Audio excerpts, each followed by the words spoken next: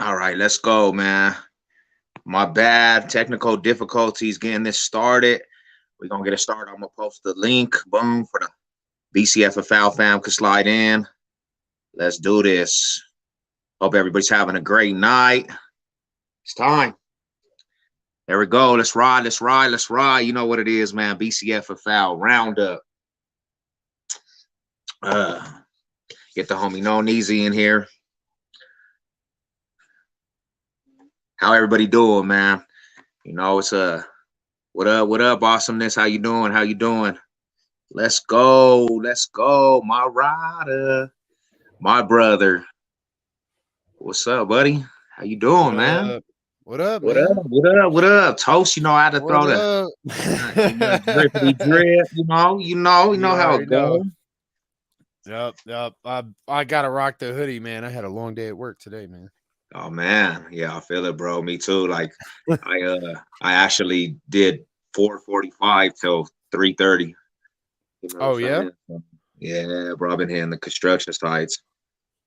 What up? What up? What up? LA Original. I know you changed your name. What up, SoCal, bro? That's the homie. That's LA Original, bro. What? Yeah, man. Nice, man. What made you change over to SoCal, son? Yeah, I'm always know you as LA Original. Yeah, man. Make sure though. He made sure to put on the essay on the end. He letting you know. He is not playing. He said, "What do you round up? What's up? What do you round up?" Hey, we didn't want to hear LA Original, tell us about the Charger crew, bro. It was LA Original. You know what it is, man. Yeah. So yeah, man, we're supposed to have a special guest tonight. One of our, our long lost brothers. I sent him the link, so hopefully he'll tap in. The one and only Carter. Who else I was trying to get a hold of, bro. It's Trey. Trey from BCFFL. He Yeah, might, eventually slide through to the panels, man. But it's a that'd be good dope. thing. That would be dope. That'd be dope. Uh, All right, all right. So just going to be Broncos country because I got an idea how to start some shit. we I will mean, don't start eventually. no shit. Won't be no shit. No, I'm just. You know what? We will eventually let you come on the panel. Because you got we want, this was a good idea. We already was discussing somebody that actually respected from AFC West foes. We're gonna you know what I'm saying, definitely let them on the panel. But we are starting the BCFFL show, so we're gonna do a couple of things till we get to that part. But eventually, it's gonna be you guys can come up, represent your teams, tell us how sorry your teams is gonna be, and we're gonna go from there, man.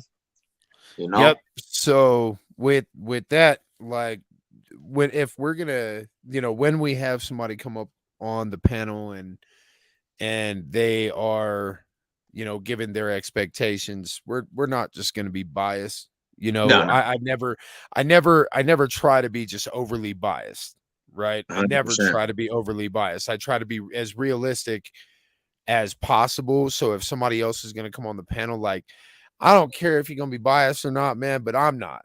You know what I mean? So Yeah, like try not to, at least try not to be biased and set unrealistic expectations, because everybody's gonna see through that, right? I yeah. mean, everybody sees through if I say, oh, Broncos are going undefeated. It's not gonna happen, bro. It's not gonna happen, Yeah. right? So like let's be realistic with it, because what I was thinking, bro, we got to do a position ranking AFC West only, and let's see everybody start crying when we give our opinion. Bro, we have an agenda tonight, and that's actually part of it, bro. That's Ty. He actually round tabled it up. Said let's He do was exactly. already on top of it, bro. Yo, LA. So without further ado, actually, man, seeing as how you just out here already predicting the future and everything, the That's very first thing Raider. that, What's up, my brother? What's up, Brody? what up, How you doing, Ash? brother? What's That's good, Raider. bro? We So need the Raider. We need some Raider vibes in here, bro. I know they're always, man, always, bro. the We need AFC some West folks gonna turn AFC in. They West. they a little worried about what the Bronx is doing. So we ain't too worried. We ain't too shook up about it. I ain't shook up none, bro. I ain't shook up none, bro. Henry Ruggs is still in jail. Sorry. And AB's Anyways, feet, AB's feet still peeling. That fool, he's you know what I'm saying? He yeah, Brandon Rogers in the house, D bro. Omar, What's what's up, happening, brother? You know bro? what it is. What's up, my riders? You Yo, know what it is. I went you to the know, future just to let y'all know. yeah. See, Ooh, Raiders ain't winning more than 9 games. The Sentinels on top of it no, already, I knew starting I that liked you for shit, some reason, bro. I bro, knew I liked you, man. bro. He a Raider So hater too. hey, He a 49er fan, but he a oh Raider. yeah, You know what I I'm saying? know. The battle in the Bay, man. The Battle in the original Bay. battle in the Bay, man. They said that the Raiders ain't in the Bay no more, so they might have won the Kings of the Bay. They might be the Kings of the Bay now. I That's what they're mean, saying. San Fran is one of those teams this year, man. They've been one of those teams for a couple You know years now, what? man. We play them fools this year too, bruh. 49ers and my boy Oh no, NorCal bro. might. Bro, you know Francis. You remember Francis? Yeah, yeah, yeah. That's still his number one team, bro. He He's messes still with the number Raiders. I one. mean, he messes with the He's Broncos too. no, not Raiders, bro. 49ers, bro. Yeah, yeah, yeah. Yeah, he He messes still with the fucks with the Bronx too, right? 49ers hardcore though. Yeah, man. He Hey, definitely he there's was a Carter, man. I'm gonna put the link. If you want to come up on the panel, Carter, you're more than welcome. You original BCFFL, baby. Come through. I'm yeah, gonna put it up there. yeah. So speaking about all of y'all and giving big mile high salutes to everybody, you know, we're gonna go on ahead and start off this we're gonna start off this show with some shout outs, man. Some of y'all Yes. that have been super loyal. You guys have been here through thick and thin. I mean, as boring as some of it got, as redundant, monotonous as some of it got, last couple shows have been, pretty dope. I know that there was some time where we weren't posting anything, that was due to unforeseen circumstances. We would have been having shows like we always do, but it just turned out that we couldn't at the time. But now that we're back up and running, we want to just say thank you to all of y'all. And I want to give a huge shout out to a fan of a rival team, and that would be LA Original, man. Dude has been through it with us, and dude has represented his team to the fullest. I think that he's realistic. He's not he's not just a bandwagon fan. I think that he's got definitely a lot of love for his team, but he's also realistic about expectations. And I think the dude has represented his team real well. So my big shout out goes to LA Original, former LA Original, now known as SoCal Sports Forever SA. And Get the essay. LA Original, man, you've been the homie forever. Even, through the AFC West Battleground, we done had it out. We went crazy. So, it's always respect, man. It's always respect with the fan, bro. Yep. What up, Kevo? What's up, 40? What's good with you, brother? Haven't seen you around a little minute, man. How you been? A shout out I want to give out, Raider for life. He always keeps it 100, bro. He always pushing Broncos country. We always having good arguments. We always having, realistic arguments. He's always going to ride for the Raiders. So I got to give a shout out to Raiders for life, bro. There you go, man. Yeah, Raiders for life, man. I'm done calling you Raiders 1 because not against the Broncos. Y'all ain't gonna win against the Broncos, but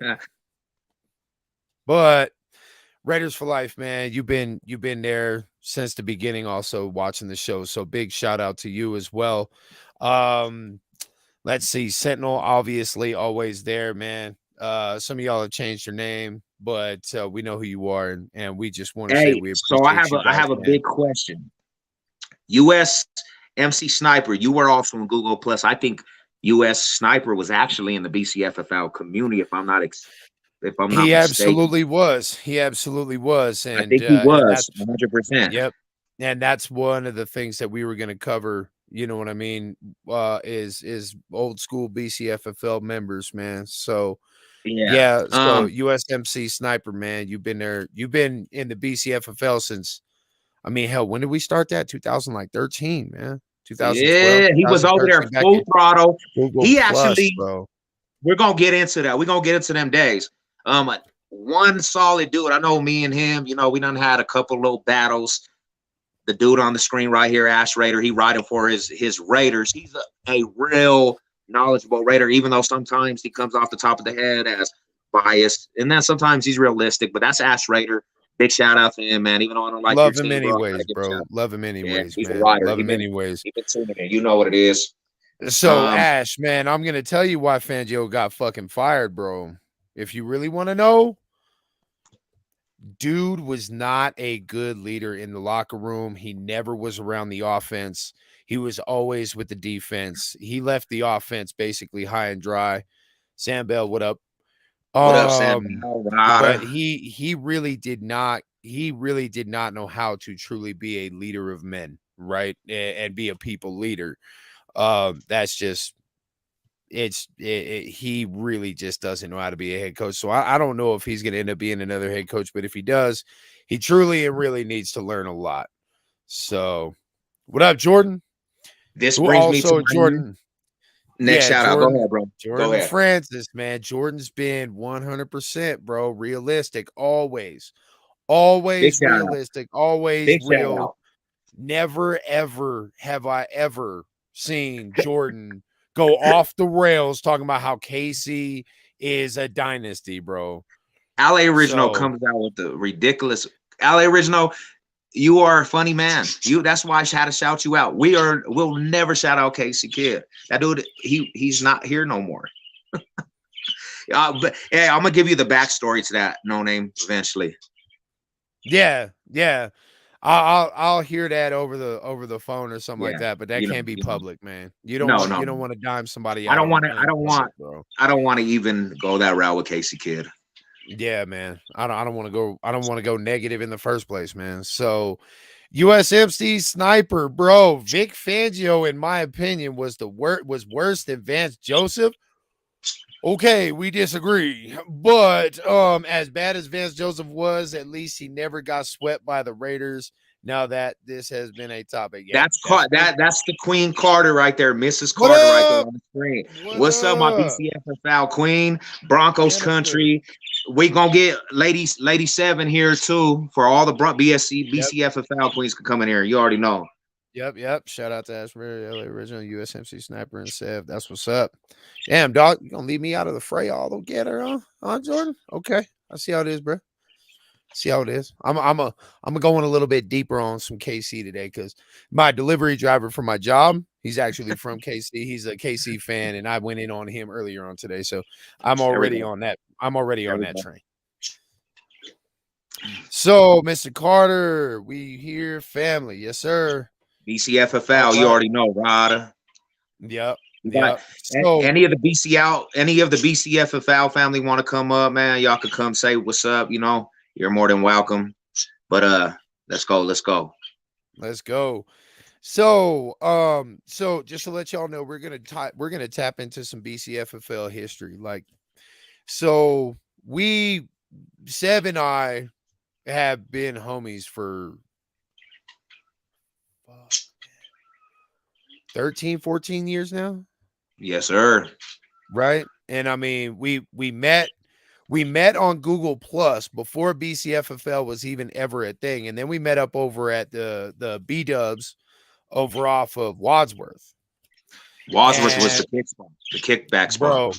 Bro, Wads was dope, man. And we'll get there, Sentinel. We'll get there to the standings.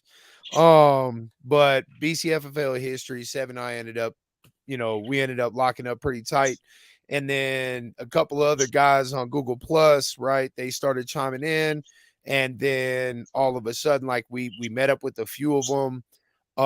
We met up with a few of them back over at B-Dubs, chill spot on Wadsworth in South Denver. We met up over there, and that was a really dope time, man. Bro, that was a dope time, man. And it was, I would have to say that was a better atmosphere than when we went there last, and we had all them people in there saying F the Raiders. And the whole B-Dubs was F the Raiders. that was epic, awesome. Bro. That was epic. Was awesome. But then, like, we had a lot of people that ended up trying to get together on a Broncos group. And then all of a sudden it was like Sev and I started talking about what we could name the group. Right. And all of a sudden we come up with Broncos Country. And then we started with that. Put the hashtag. Jay actually wrote up the hashtag. Remember that? Yeah. Yep. And Jay ended up creating the BCFFL hashtag because she was like, yo, it's Broncos Country. We family and we family for life. So let's call it Broncos Country Family for Life. And I still remember that day, man. And that was a dope day, man. That was when we had somebody try to talk some shit about the Broncos on Google Plus, because Google Plus was where it was at before Facebook and all that, bro, and YouTube and everywhere else. Google Plus was the spot. And major spot. I mean, right? And so we ended up just like we would mob fools as far as like just like you can't talk shit about the Broncos because you're gonna have 12 people in there just going off, bro. The most epic thing I think we ever did, bro. We had the Raiders community and we overtook it, and it was all BCFFL members, and we were like, this is our property now. And it was a Raiders community. We said, this is BCFFL's property. You guys got to get out your own community. And they were so mad because they could not get rid of us, bro. Because every time one would get kicked out, the next two would go in, bro. It was hilarious, brother. It was pretty funny, man. Yes. It was pretty funny, man. And I was really happy. That was right before. Yo! What's good, homie? Man, what's up, boy? What's up, BCFFL up in this thing, you know. All day, baby. Up in this thing. What happened? What's up? What's cracking? What's good? Shit, man, we just living life. We enjoying. This is the new format.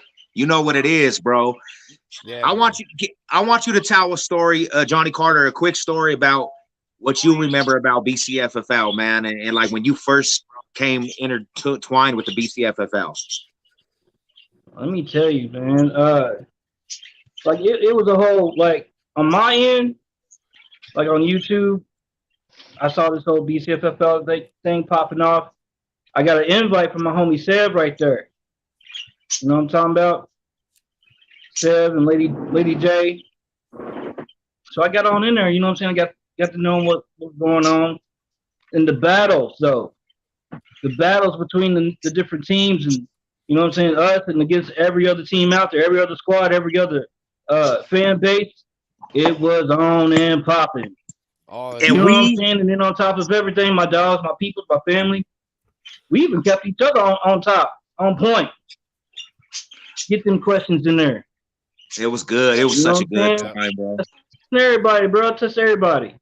Yep. You know what I'm saying? BCFFL, man, you got to be able to keep on them 10 toes. The BCFFL, let me give you a rundown by the homie Johnny Carter. He's not from Denver, but he got the spirit of Broncos country. Like I said, he's more of a Bronco fan than a lot of natives in Denver. Tell him where you locating from, bro. Tell him the area you locate. I'm almost 20 hours away from Broncos country, cuz I'm over here in Lexington, Kentucky. You know Lexington, Kentucky. But my boy, the BCFFL had him drive 20 hours straight to Denver, the Mile High, baby. He came out here to tailgate with the Savage, and we turned up, bro. BCFFL style. You know what it is, bro. Yup. So, hey, Johnny, man, it's good to see you again, bro. Hey, it's good to see you, my dog. Last time I was up in Colorado, man. We was up in the bar. Yeah, B-Dubs. Lady Steph. Yeah. You know what I'm saying? Now, we were just talking about that. All of us over at B-Dubs, over at Bcffl. Yeah, man. It was on and popping. Yeah, man. We went crazy man, you gotta let me know where you got that shirt, though, bro.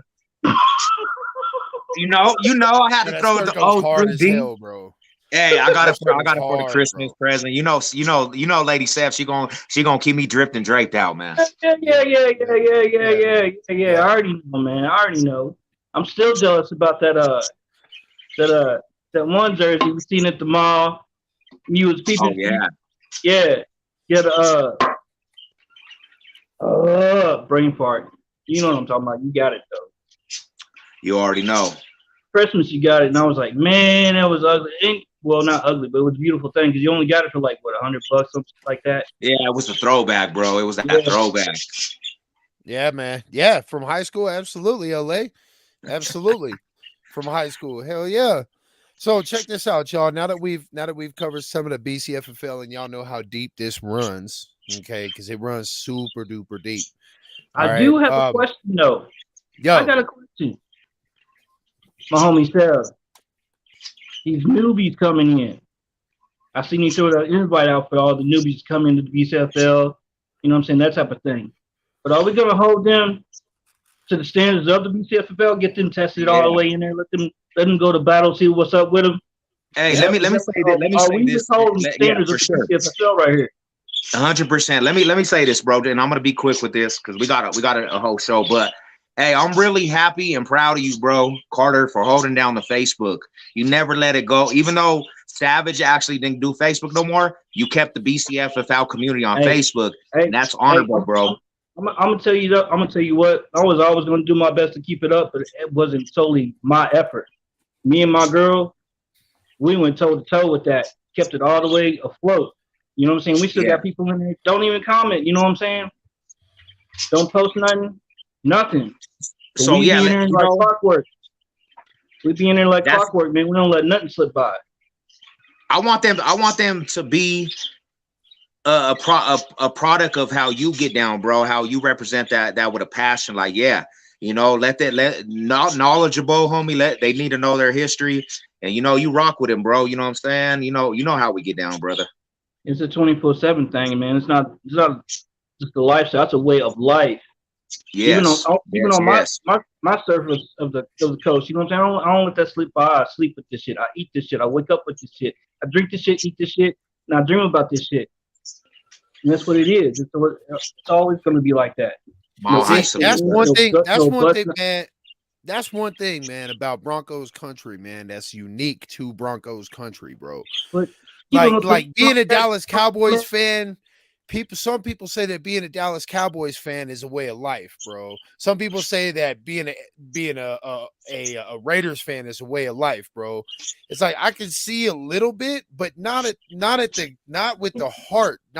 I have not seen it anywhere else in the country. I've been to every single state. I've seen every single fan.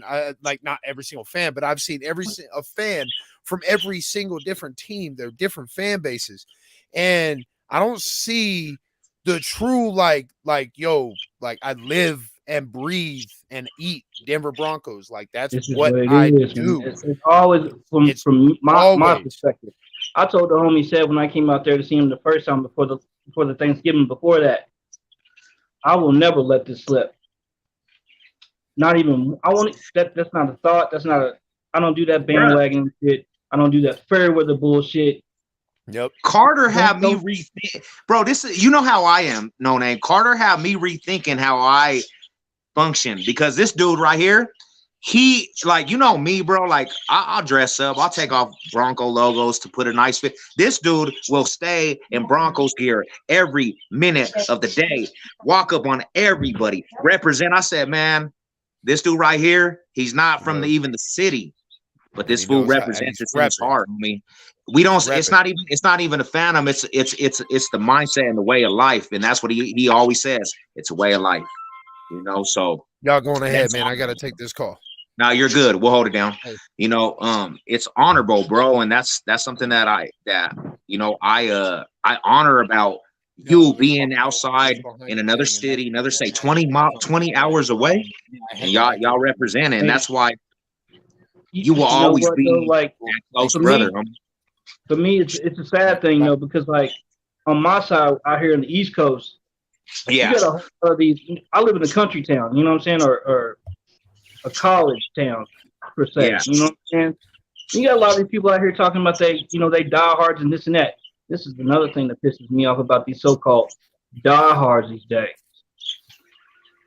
Let me think about these people. You got more than one team. You don't know who's on your roster. You don't know who your coaches are. You don't know your schedule even. Why are you talking to me? You see what I'm doing.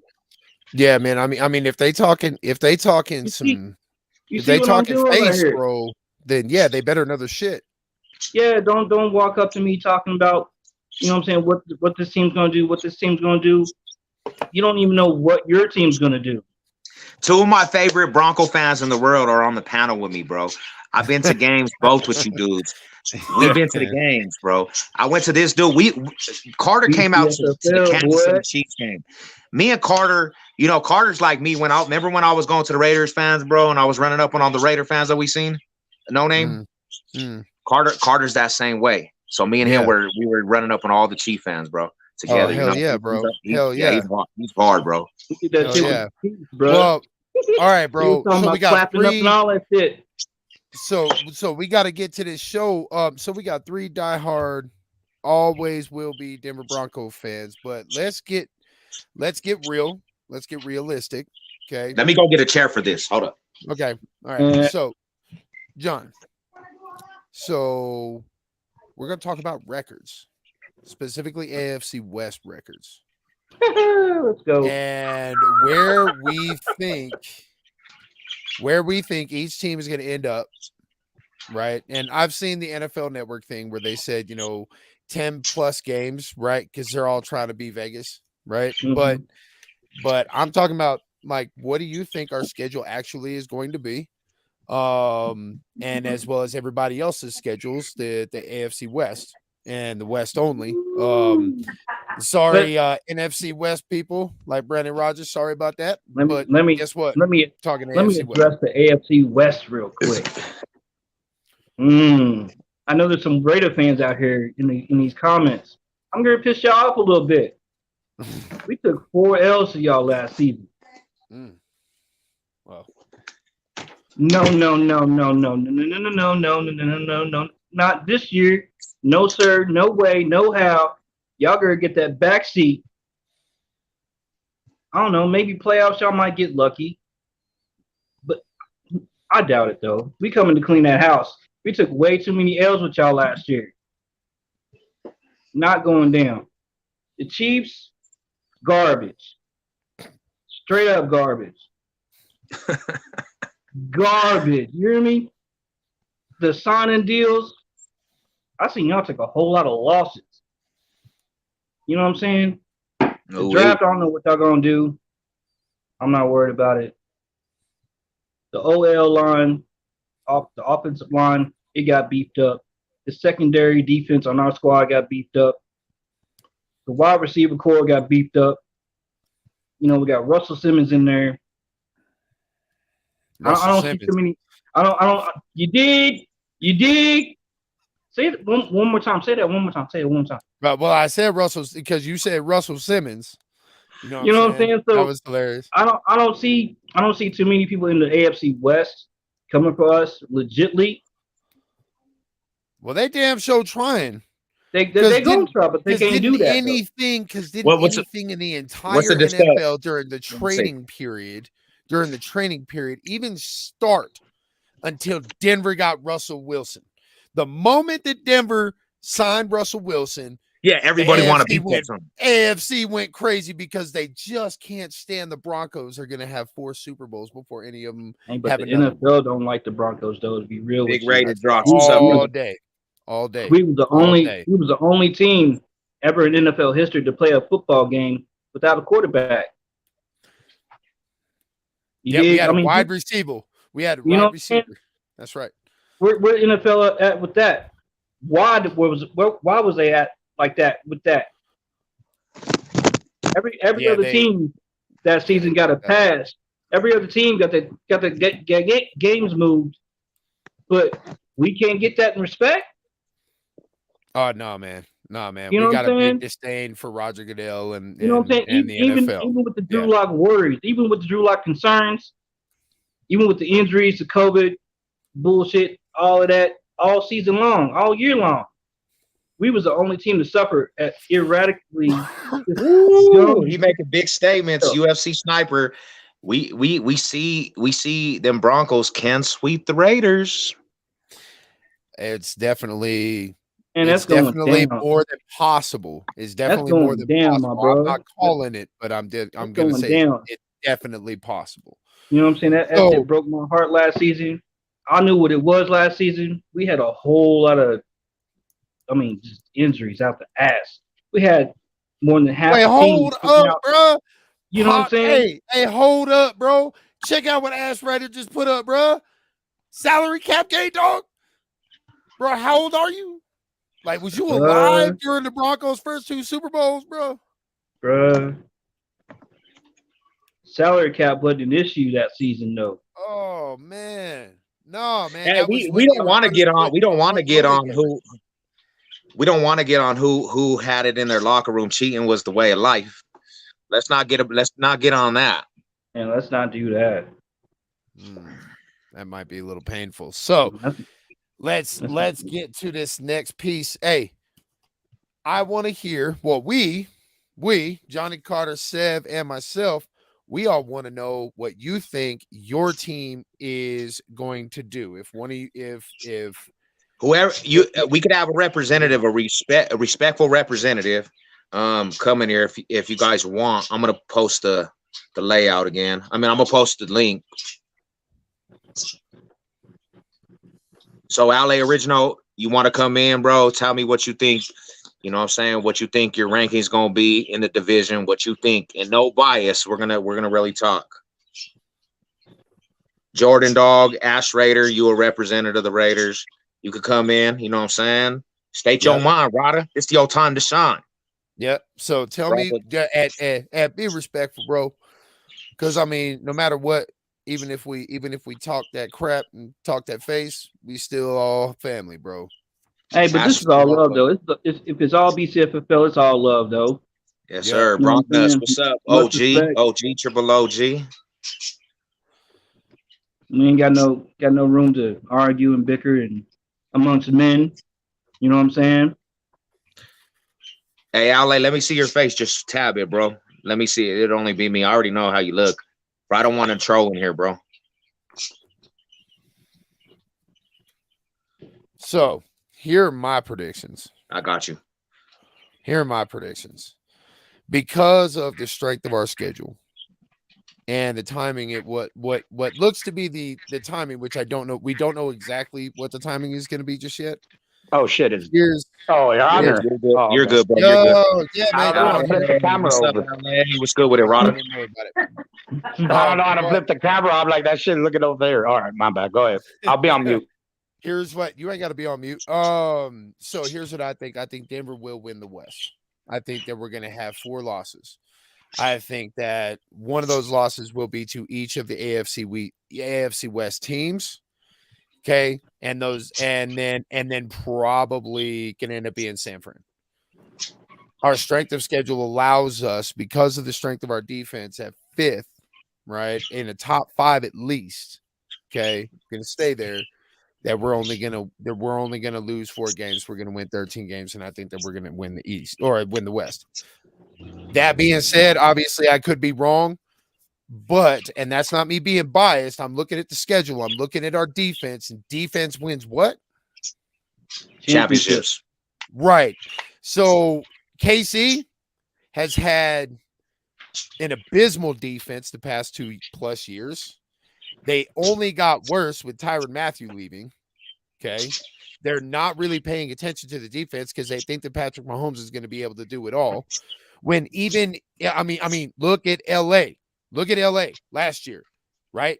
Look at the Raiders, right?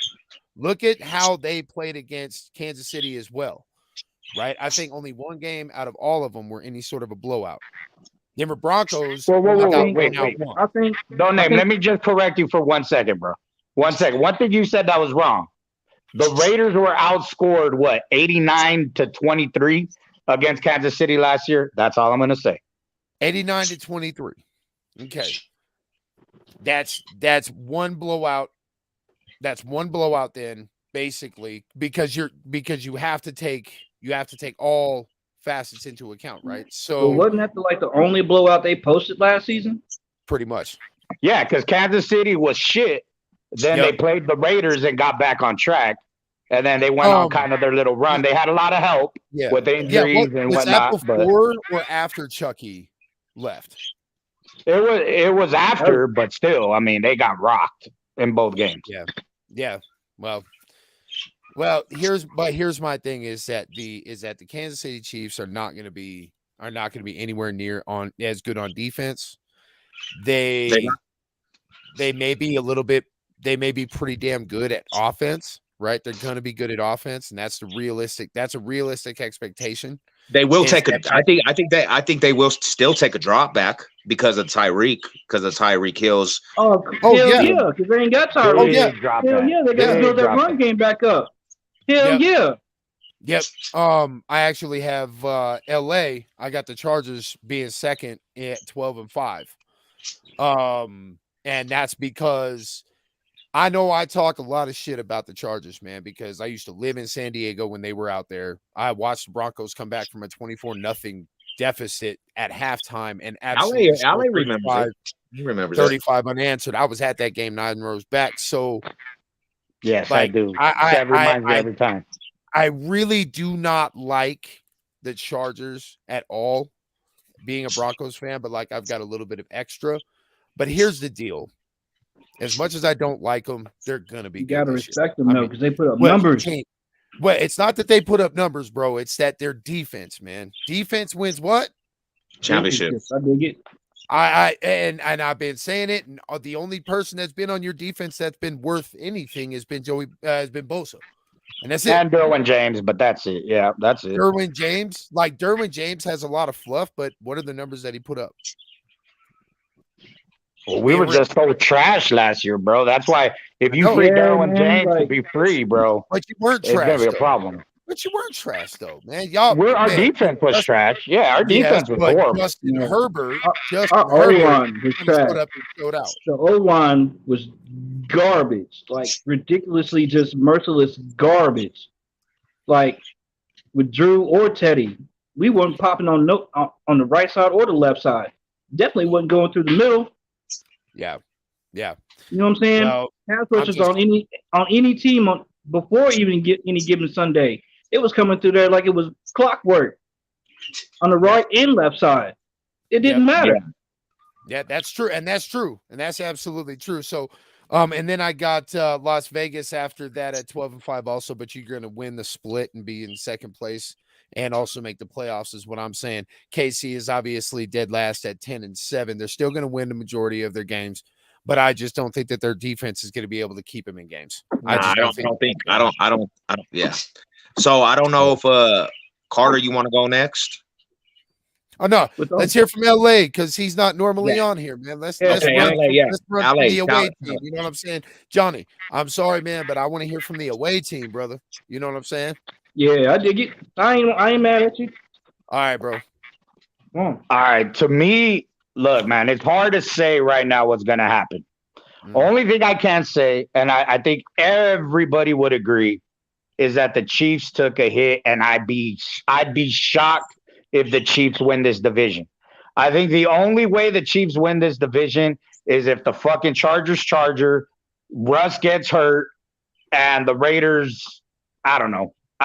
But show your face a bit, bro. One quick. Show your face real quick. All right. I got a question after you get done. I got a question. And I want everybody to ask Raider in the house. Raider, what's up, brother? What's up? What's good? Just blocking him. Anyway, but yeah, I don't know, bro. I can't really talk. I can't really comment. We still have a lot of work to do. We got to work on that right side of the line. That's why I'm going crazy wondering why the hell we haven't signed a right tackle yet. We have not signed a right guard yet. They have to have a plan to move up in this draft, or I don't know what we're doing, because you revamp your defense. You put all the money and time into your defense. And, our offense, yes, it was good last year. And, Justin Herbert, I think right now it seems like the third year is the year that quarterbacks take off, like a Josh Allen, like a fucking Patty Mahomes. So I'm banking on that. But if we don't address that right side of the line, bro, it's going to be a problem anytime we play the Raiders, anytime we play the anybody that has a decent edge rusher. They're just going to put them on that side, bro, and it's going to fuck up the whole game plan. That's why I'm worried. If we get a right tackle, I'll feel a lot better and say, okay, you know what? I think the Chargers can take that next step. But I've been saying this for the longest, bro. It's like we got the foundation. We got everything, to build the house. You forget the roof, though. That's disastrous. So till we get that right tackle, I can't really give an opinion on what's going to happen. Only thing I do know, Kansas City is obviously the worst team in this division. I get that they have probably the best quarterback, but their defense is trash. They have not signed anybody on defense. Now, I get it. They could still go out and find a way to pick up, some of the dudes that's out there. But Kansas City, bro, if you look at what they're doing with the receiving core, that is by far one of the worst receiving cores in the NFL. You got Juju Smith-Schuster, who can't stay healthy. You got that dude Valdez, Scantling, whatever, that always drops passes. The Chiefs have taken a huge hit, and I love it. But that's really the only thing I could say right now. Till we get that right tackle, it is what it is. But so what we know as the teams as of now, what do you say the division lines up? I mean, I think there's questions with everybody, bro. Like, I think Denver, obviously, if you guys felt you was a quarterback away, then you got your quarterback, right? But I think you guys still have the most potential, I would say, in the AFC, because you literally got young guys pretty much at every valuable position. It's all about if those guys can stay healthy and if they develop. Me personally, I still think you guys hired your coach for Aaron Rodgers, and you didn't end up getting them. That's my opinion. We'll see how that works out. But I think Denver, and I said this last year, I think Denver, because of the last 3 or so drafts, have really, that's why I was saying, I know Elway gets a lot of shit for being a horrible GM, but that motherfucker was hitting on draft picks, bro. You Hey, got man. those guards. Hey, you guys got. Yo, I Dude, can't those agree guards. with you more, bro. Hold Yes. on. That guard Hold you on. guys picked up in the 7th round. Let me have the floor. Hold on. Let me have the floor right here. I know a lot of people don't have or don't like Elway, don't love Elway, don't understand the things that he does or did for the team. But guess what, though? You would not have 3 straight championships without Elway. You would not have 5 AFC championships without Elway. You would not have Pro He is that Bowl. man. He is that man. You would not have a Denver Broncos team without no Elway. So That's right now, yeah. you can't do it. You can't love my Broncos team and then shit on Elway. Yeah. Yeah. No, Can't do it. John Elway. I mean, he if it wasn't couldn't for get John a Elway, we quarterback. wouldn't- He couldn't develop a quarterback. That's the one thing that holds him down. But other than well, that, kept looking he for put together a himself. good team. He But put together a good team. He kept You did? looking for Every himself. draft pick in ever took, you a- wouldn't have had Manning without no Elway, though. You know what I'm saying? No, You wouldn't have had half the players, half the staff, half the team. I understand the comment, like after, the Peyton Manning, he couldn't draft a quarterback. But I'll tell you what, bro, I think Brock Osweiler, if he would have stayed with the roster and not got selfish, I think honestly he would have flourished out in this system. He would have rocked out, my man. He would have rocked out. I think he would have, bro. But he got selfish. Out. But I understand we needed a change. We needed a change, and we got our change, and it's a beautiful thing now. We see somebody with action, man, and that's a beautiful thing. No. Here's my question, the one I wanted to ask before your boy LA got on. Here's my question, and let's be all the way funky about this too. What if Russell gets hit? What if he gets hurt? Now we signed a guy that's been to 13 other different NFL teams. You dig? What Carter, let me tell you something, homie. This is not like this NFL is injury prone. There's players like anybody can get hurt. You can't go in thinking like that because everybody could get hurt. It don't matter. This is NFL. Like, look at everybody. Tom Brady got hurt. Peyton Manning got hurt. John Elway got hurt. Freaking Phillip Rivers got hurt. Carr got hurt. Like, we can't think about that because it's bound to happen. Well, like this is the NFL. So if you look at everything, how many of the greatest quarterbacks have been hurt? It don't matter. It don't matter if somebody gets hurt or not. Got hurt. But it doesn't matter. Everybody got hurt. But it doesn't matter, right? It doesn't matter. You got an entire off season to put together the best football team that you got, right? So at that point in time, if you're coming in with 3 quarterbacks, one's an amazing superstar and 2 are okays, and can continue to drive the Ferrari rather than fucking put down the road in a Vespa. No name made a good. He made a good view, right. and he said, "Ripping, let's go. Learn under Russell Wilson. He gonna be a star." We already said it. No name.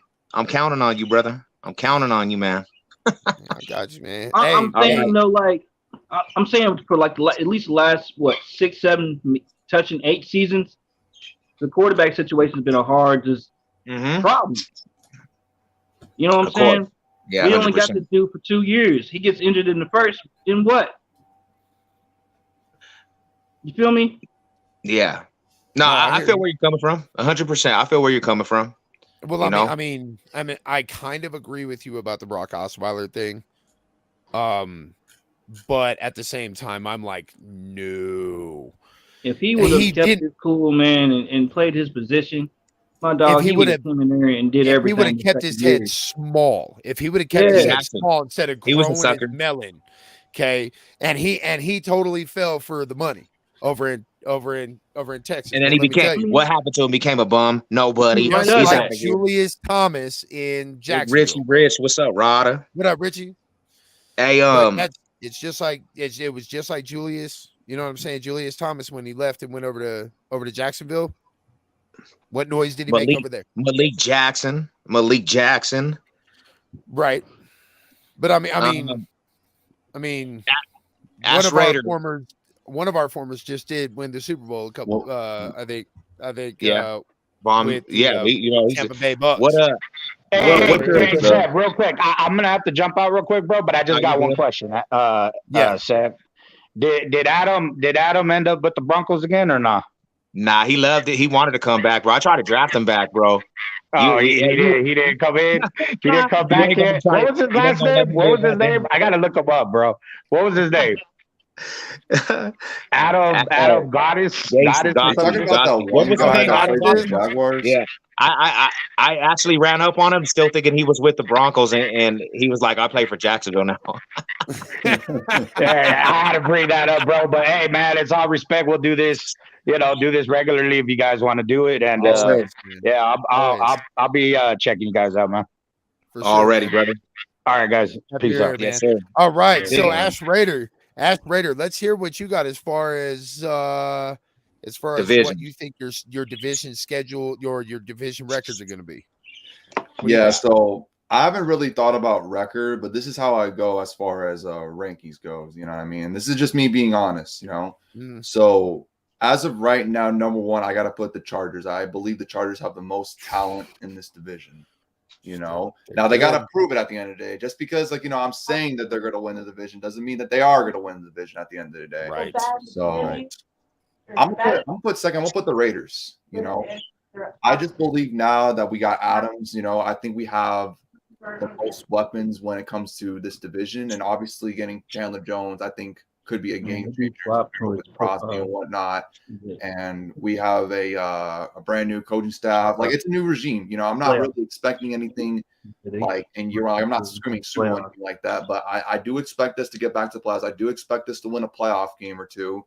You know what I mean? I feel like that should be the standard moving forward with the team that we have. For number 3, I would have to. It's tough, because Kansas City for sure got worse, and they do have the worst roster when it comes to the AFC, but they have the best quarterback, and I have to give Patrick Mahomes his respect. You can never count him off, even with fucking 13 seconds. You know what I mean, in a game. So it's tough, For now, I'm going to say the Chiefs, but the Broncos are close, though.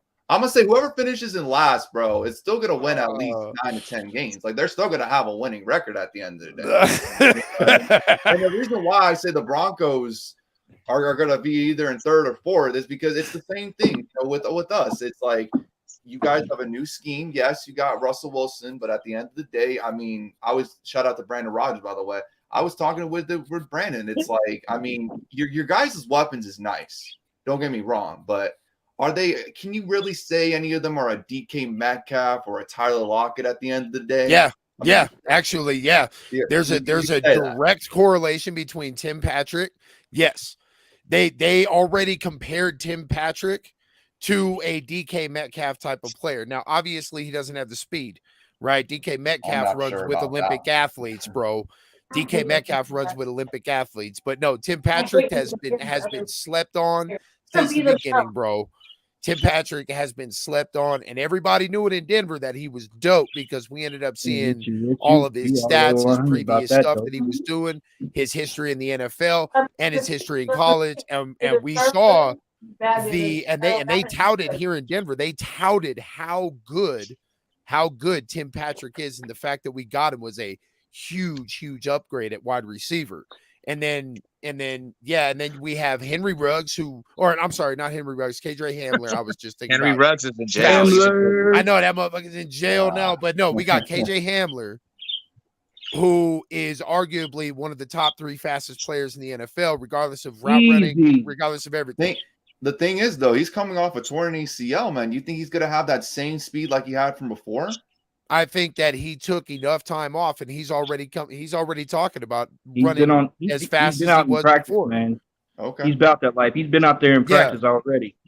Yeah, man. He's gonna be back with all his vengeance. And he's gonna be able to blow the top off of any team, bro. Sorry to interrupt, but I have. No, you're good, man. You're good. You're good, bro. We got weapons as well, son. And we might not. But I'm just saying. I think at the end of the day, okay, what I'm trying to say is that I think Seattle, y'all do have weapons. I'm not denying it. But I think Seattle has more firepower at the end of the day because I know for a fact Kansas City can take over a game. No, he's talking about Seattle with Russell Wilson. Take over But my thing is this, Ash, is they have superstars. They have a DK Metcalf. We have a solid bunch of receivers all across the board. That's my thing, is like every receiver can actually contribute. Like every single receiver on this And Both roster. I'll sides give of you the guys field, that though. because y'all have depth in that position. Y'all do. Even our tight end. People talk about Noah Fant, but like people didn't get to see Alberto, bro. He didn't get playing time, and this dude is he's a beast, bro. When he gets Hey, playing but he's time. an interception monster too, though, cuz. Well, we're gonna Who, have Alberto? to see this year, Yeah, man. Albert. Oh, So- yeah, he can catch some interceptions, man.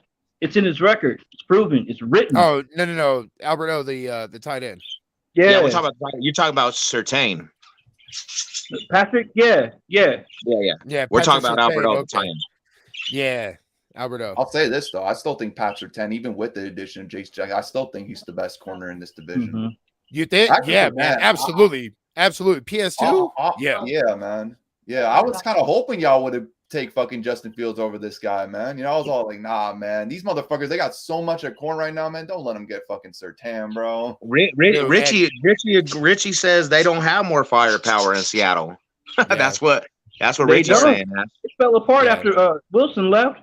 Well, obviously Seattle's going to take a step back because they just lost Yeah. their quarter. But I'm just saying, though, when it comes to weapons, though, like I'll say y'all got more when it comes to weapons in terms of depth. But when it comes to, like I said, firepower, superstar caliber talent, like I said, it's hard to beat a DK Metcalf and a Tyler Lockett.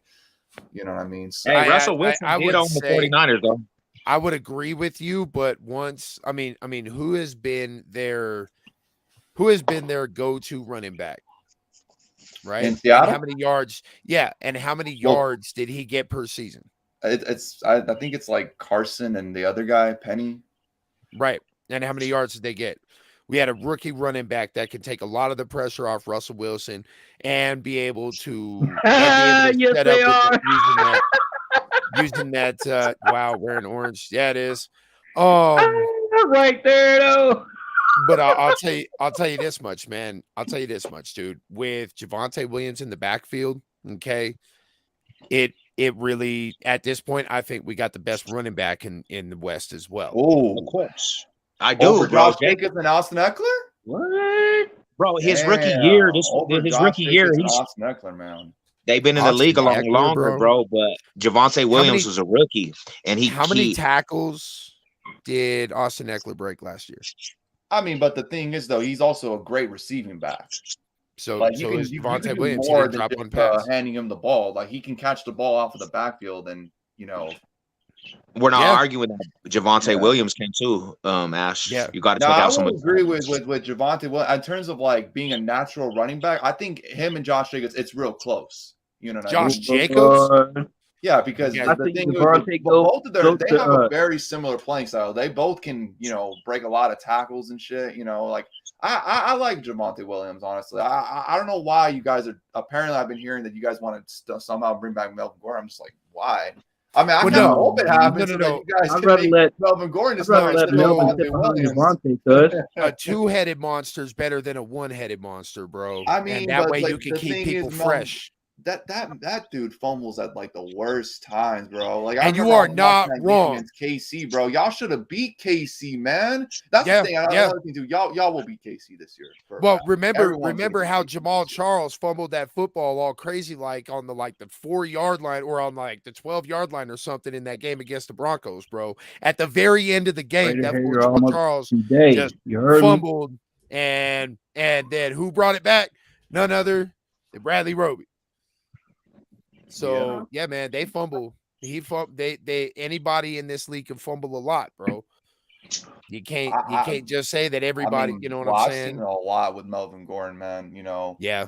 It's this dude. I remember it was a game, and I think LA's no longer in the chat. So I'm gonna just say it, so that LA doesn't get mad at me if he hears this. But there was a game against the Titans, bro. First game back after he held out, bro. He fumbled at the Sad's laughing because he knows what I'm talking about. He fumbled at the goal line, bro.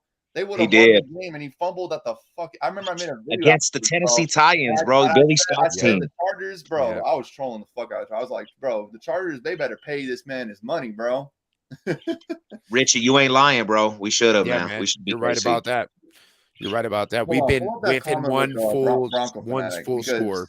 I have to correct him when I say this, man. Josh Jacobs, you say he gets hurt too much, but yet he plays in he only missed 2 games last year, only missed 1 game the year before that, and he only missed 2 games before that. Like he's only like people. I hate the term when people say Josh Jacobs is an injury-prone running back because like at the end of the day, he's shown up for most of the games. Like at least he's played in at least 90% of the games. You know what I mean? Yeah. And the thing is, he doesn't have to play in every single game, right? Because we also have Kenyon Drake. You know what I mean? Who I think will be a huge to take a lot of the pressure off of Josh Jacobs' shoulders, and I think he'll do good in the receiving game with McDaniel's offense at the end of the day. So, and we also got Brandon Bolden as well, who knows McDaniel's system and whatnot. So, see, and that was the thing. Now that you brought up his name, what do you think of Josh McD? I mean, I think I told Seb about this. I wanted Harbaugh. I wanted Harbaugh more than anything. The Raiders were supposed to get Harbaugh, and that was the only thing that made me upset about this hiring. It's like, damn, why didn't we get Harbaugh at the end of the day? But then, I mean, the guy is a great offensive-minded coach. There's no doubt about it. He took a rookie quarterback to the playoffs, won 11 games with Matt Castle. You know what I mean? So, but he also demolished the Broncos' talent. I know he did. Stripped, I know, but he stripped us of our life, bruh. You don't realize like it's second chances, but don't you think you mess with me the one time, it's my fault. You mess. How does that saying go? You mess one time, it's your fault. Fool me once, shame on me. Fool me twice. That's Raider. If he demolishes your team, you got to remember Savashev was telling you about McDaniels, bro. You have to remember that, man. Listen, bro, I know what he did in Denver. I know he got off to a great start, and then obviously everything else went downhill at the end of the day. Didn't he coach the St. Louis Rams as well or something like that? That was more than the Rams had like no talent, bro. Like the Rams had no talent when he was there, bro. Josh, hey, ask Raiders hope. He probably only win like 4 games, bro. Like, come on now. I feel you. I mean, you know, I won't be happy for your team, but if he proves, you know, me wrong, I'll give you your crow. I'll be like, you were right, Ash. Here's the thing with Josh McDaniels, okay? Like I said, I've always said that I think he deserves a second chance. I thought he was going to go to the Colts, in my opinion. You know, I thought he was going to go to the Colts. I thought everybody thought he was going to go. I thought him and Luck, when Luck was the quarterback at the time, I thought that would have been a great combination, but then he backed out. And I thought maybe he was going to remain in New England until Belichick retired. That he was probably going to be the head coach there. Here's the thing. I remember that shady ass move. That press conference, and yeah, that was pretty shitty on McDaniel's part, but it is what it is at the end of the day. The one thing that I did like about him is that he acknowledged in Denver, he was like, you know, I knew a lot about football, but at the end of the day, I was terrible at the time at building relationships. Because it's more than just, you know, coaching a football team, breaking down Exodus. You got to build a relationship and get along with your coaching staff and your players, because that's the leader. You're the head football coach of an NFL team. And he was young, and he admitted, and he acknowledged, he said, I failed in Denver. I acknowledged it. And, you know, at the end of the day, I mean, every press conference I watched him, you know, he seems very humble, and he seems hungry, and he seems like he's ready to go at the end of the day. So I'm sure he'll be looking forward to playing against Denver twice a year. I can tell you that much. So it's gonna be fun. You already know that. It's gonna be fun. That's gonna be electrifying crowd, because we hate the shit out that. Variance. Thank you, man. Thank you for your opinions on it, bro. So you have Broncos in last place, basically. You know what I'm saying? That's a Raider move for sure. Ash Raider. Hey, but any team in this division could finish in last, bro. You already know, bro. We respect your opinion, bro. You always been real, bro. You're not really biased, so we respect it. Johnny Carter, man. All right, what you gotta say? Man, you guys salute, Ash. You already know, bro. Yes, sir. Thank you for coming by, brother. Yes, sir. You already know. Yep. What do you see the division stacking up, man? What's your teams in what order, bro? Yeah. Me? Yeah, Johnny Carter. The OG. I'm kind of like, I haven't really looked at the other team so far. You know what I'm saying? Been trying to retain information about what we're going through right now. What up, Eddie? Let's go with it. After the ownership, after the, you know, all the draft signings and whatnot, we'll actually find out what's going on in preseason. I want you to count all the money first.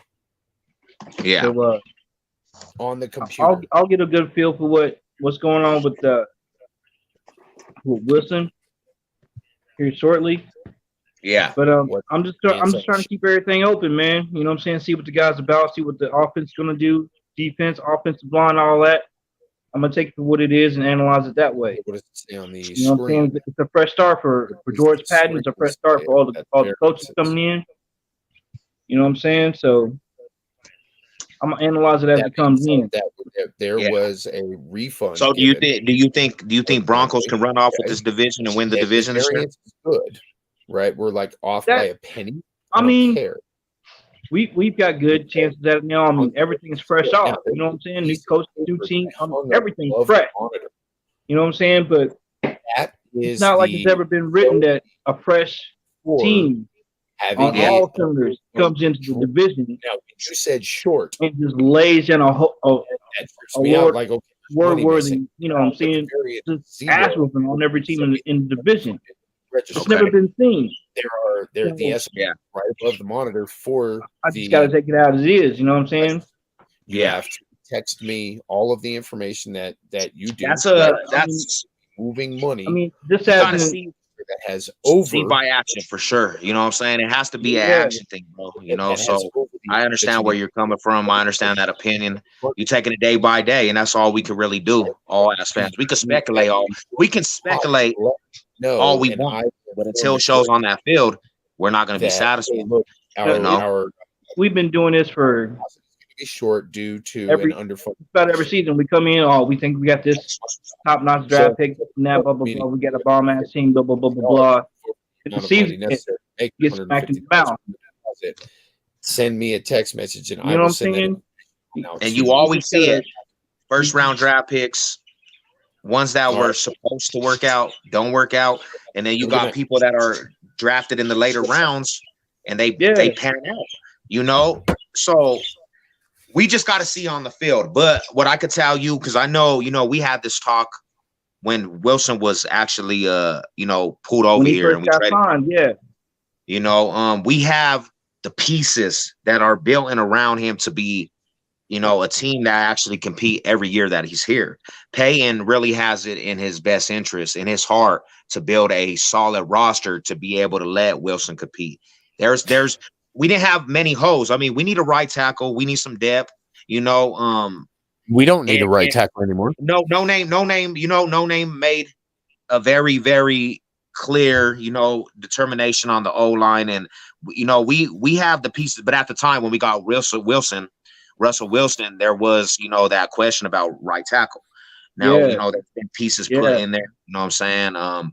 But that, like, to settle your heart as a brother, bro, Broncos just have a team that's being built to be able to compete to the best of abilities. I mean, I've been seeing all the pieces, man. I done seen all the people come in, all the draft picks. You know what I'm saying? I kept up with all of it. But it's like what Mike Tyson said. Everybody's got a plan until they get hit in the mouth. Yeah. You feel me? Yeah. It's almost 7 years ago. Every year we start off, we're going to win the division. We're going to do this and this and that. But let me ask you a question. Honestly, when you look at the Broncos quarterback, and don't put the bias in aspect, because you're a Bronco fan. You represent with passion. So you look at the best with everything. Like I talked to you, and you have the Bronco blood, but you could look at an aspect and I could look at it and be like, that's not a good solution. But you're gonna be like, I have faith that that's gonna work. You know, the last couple years, I got faith in my guys, man. But like the last couple of years, bro, you had to look at the quarterback situation and know that was gonna actually keep the Broncos from getting to the next step. You know, even though as much as we can say, oh, we have faith, we just know in this division with Patrick Mahomes, that was not going to ever work. That quarterback situation since Peyton Manning left, even with Flacco's, even with Case Keenum's, you know, even with Drew Lock's, we all thought maybe Drew Lock had that inspiration, but when you boil down to it, he was not going to work, you know. And this is the thing about it, is now we have a quarterback that knows how to win. He's been in big games, and you know, we're building a roster that can compete. That's all I can say, you know. Yeah, I respect it, man. I respect it. You know, I mean, I'm full 100% gung ho for my team. Period. There's no questions in that. Yeah. But I just have to go off the logistics of reality. You know what I'm saying? We've been hoping, we've been praying, we've been preaching. You know, the West Coast is going to do this. I mean, you just got to be real about it. Wilson had been at Seattle longest and ain't had a Yeah. ship. But he hasn't have an what I'm saying? offensive line either. And that fool, he's Didn't, but neither we either. You know but what I'm saying? but see but what you're not seeing is it's an upgrade. Wilson carried teams with the worst offensive line in the league. He carried teams with probably the most in the whole NFL. They were in the top 3 of the worst teams in the league offensive line. Broncos country didn't have that problem. We ranked. This is a way upgrade, bro. He wouldn't even chose this situation. Yeah, Wilson with that situation with the too. Huh? He wanted to come this way or over to Denver just because he wanted to fuck with the Rockies too. Yeah, but his window of winning championships is basically closing for him with that team.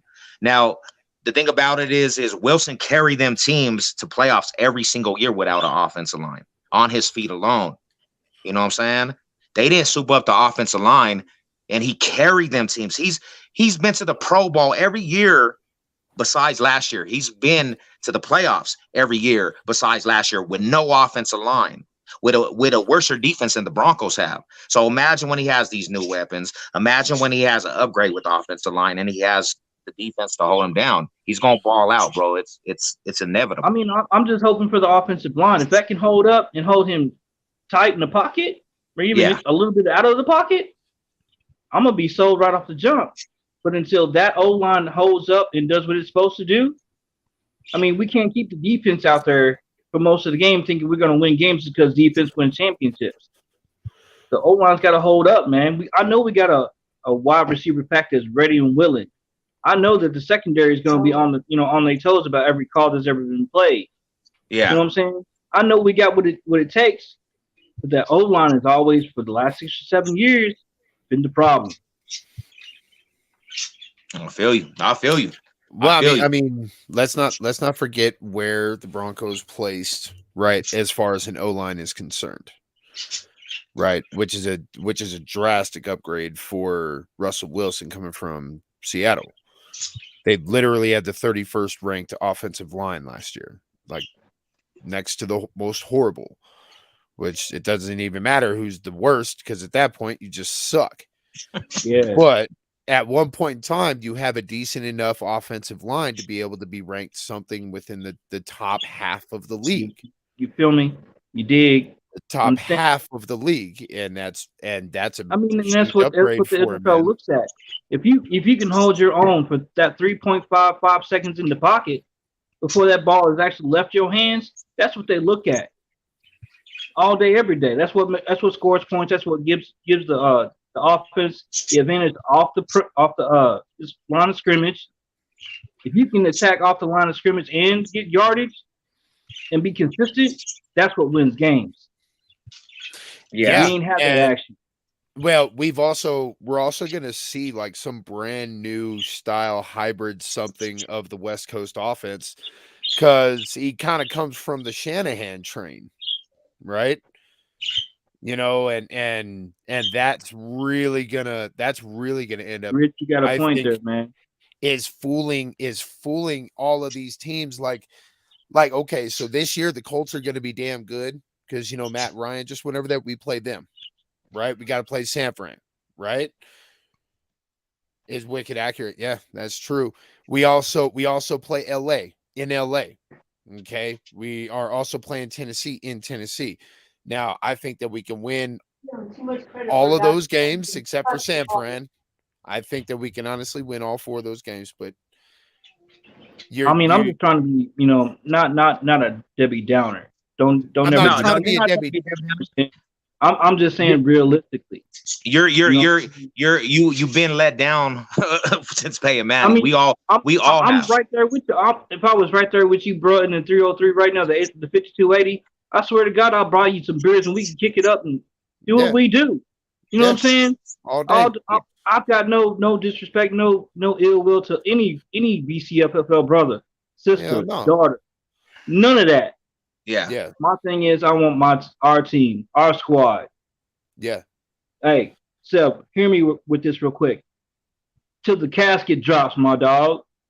Yeah, you know what it is, man. That's why we've Yeah. messed with. That's why we're brothers. Right. We could have different opinions, different views. We're a family, bro. It doesn't Yeah. matter. You have a different opinion. I have a different opinion. But in all reality, It all don't of our mean we can't disagree. interest is for this logo. I mean, that's even though we have different opinions at times. This is what our interest and our love is for this logo. That's what it boils down to, bro. To be truthful. Yep, Richie Rich. No. He's absolutely right. Plays in the outside zone scheme. Yeah, and that fits out the players. That's absolutely sure. So, all right. But Jennifer's got Did you a point, get to though. finish what? Did you get to finish who you what you know in what rankings the AFC will be? Did you end up finishing that? I didn't think I heard you. Carter he said he really he just analyzed the team and gave us his opinion on the team. You know what I'm saying? Okay. I'll give you mine. I know it ain't gonna be a popular one. It can be out of the Broncos and Chargers to win the division. I give the Chargers the edge just because they have a lot. I think they have a little bit more talent, bro. I think on both sides of the ball, they have the talent to compete. They just got Khalil Mack. That's gonna help out with Bosa over there. And I know people are shaking their head, but just having that veteran, because Khalil Mack, he don't just bring talent wise, he brings the veteran aspect on that defensive line, and having Bosa, and we know Bosa wreck shop. One thing I could tell LA Original is that they've signed that dude Jackson. He's good, but who is he going to cover on this Broncos roster? Because I don't think he can actually shut down anybody on this Bronco roster. You know what I'm saying? But I have either the Chargers or Broncos winning the division. I'll give the edge to the Chargers. Then I go Broncos. Then I go the Raiders, and then I go the Chiefs. I'm not so sold on the Raiders because of the Adams pickup. Because is he going to flourish in the new system? Like we talk about systems, is Adams going to flourish with Derek Carr as his quarterback in the new system, or was it Aaron Rodgers really making Adams who he was? They got Josh McDaniels over there. We know how Josh McDaniels is. So it's a whole new system with a whole new head coach that really didn't flourish at a head coach at any time. So I just see the Raiders not really being what people are saying they're cracked up to be. And the Chiefs, we all know. The Chiefs lost the speed monster, the one that everybody had a blueprint for. They don't have speed like that no more. Who do they have? TikTok star? He going to be over there with Jackson's brother doing TikToks, making love. And then, you know what I'm saying? And then they don't have a defense. How they going to hold anybody? If the Chargers have a defense and they're not going to be able to hold all of our wide receivers, what makes me think the Chargers with no defense is going to hold anybody? The Chiefs, no defense. I want to know our first game with the Chiefs. What's the point spread looking like? Yeah, man. They lost Tyreek Hill, but they better chill out because we got the defense to hold everybody, homie. We got the defense to hold and slow down everybody and anybody. I want to see our squad smack. That's what I'm saying. So it goes. Broncos could be first in the division. I agree, but I just give it the edge over to the Chargers. Then it goes the Broncos. Then it goes the Raiders, and then it goes the Chiefs. But we all agree Chiefs are going to be last. Chiefs are going to be last. Chiefs are going to be last. I mean, Richie Rich got a different. Richie Rich got a different. Going to be in second. Ooh, he's on them Raiders. He's on them Raiders. Okay, I see it. Yeah, I can't ever find myself rooting for the fucking Raiders or even putting them in second place. Nope, not right now. Not against the Chargers. Draft thing coming off though. We still got the draft thing popping off though. Hey, we're gonna have a show for the draft for sure. We're gonna have a show for the draft, so we're gonna tune in. That's coming up too, man. Yeah, you already know, Jennifer, Lady Carter, man, salute. Represent all day. You already know. Mile high salute to the queens of the Broncos country, BCFFL. Let's go. Sev, Adam, and Carr, best friends. I know. I understand that. I understand it, Rich. But I just see that Aaron Rodgers made Adams better. I see they both made each other better.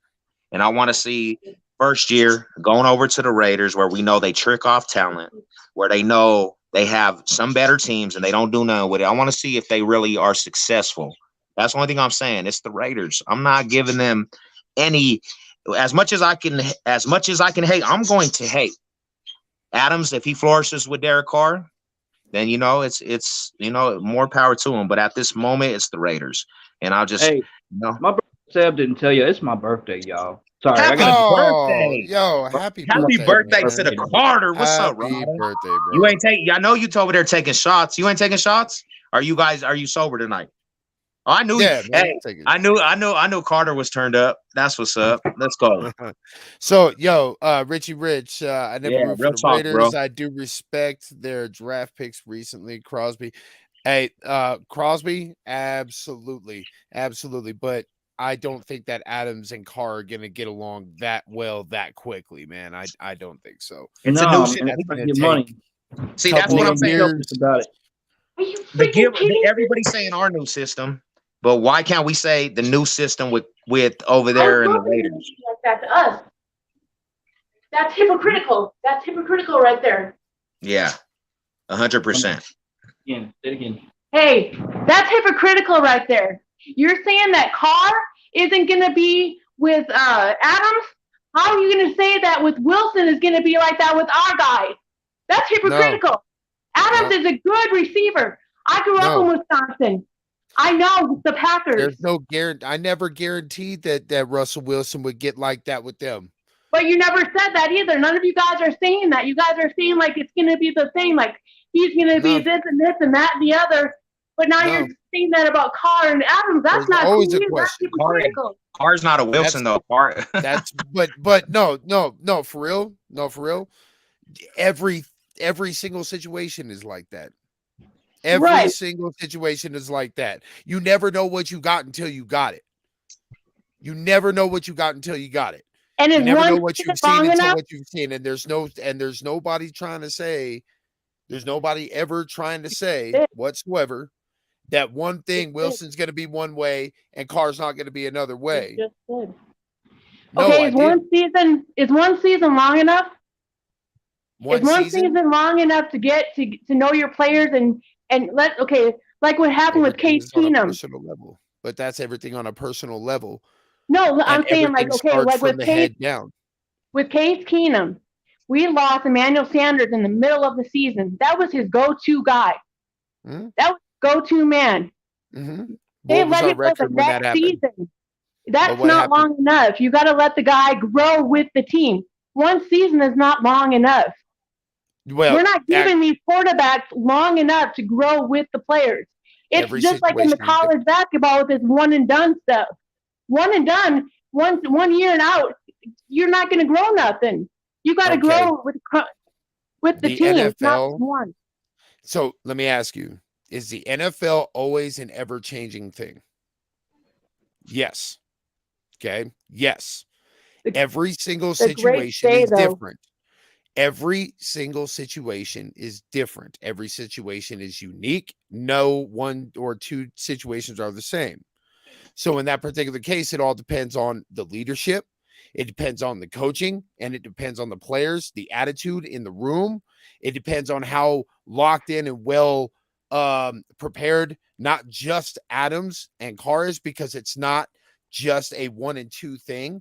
Everything has to work equally in all the cogwheels to make an Adams and Carr connection happen.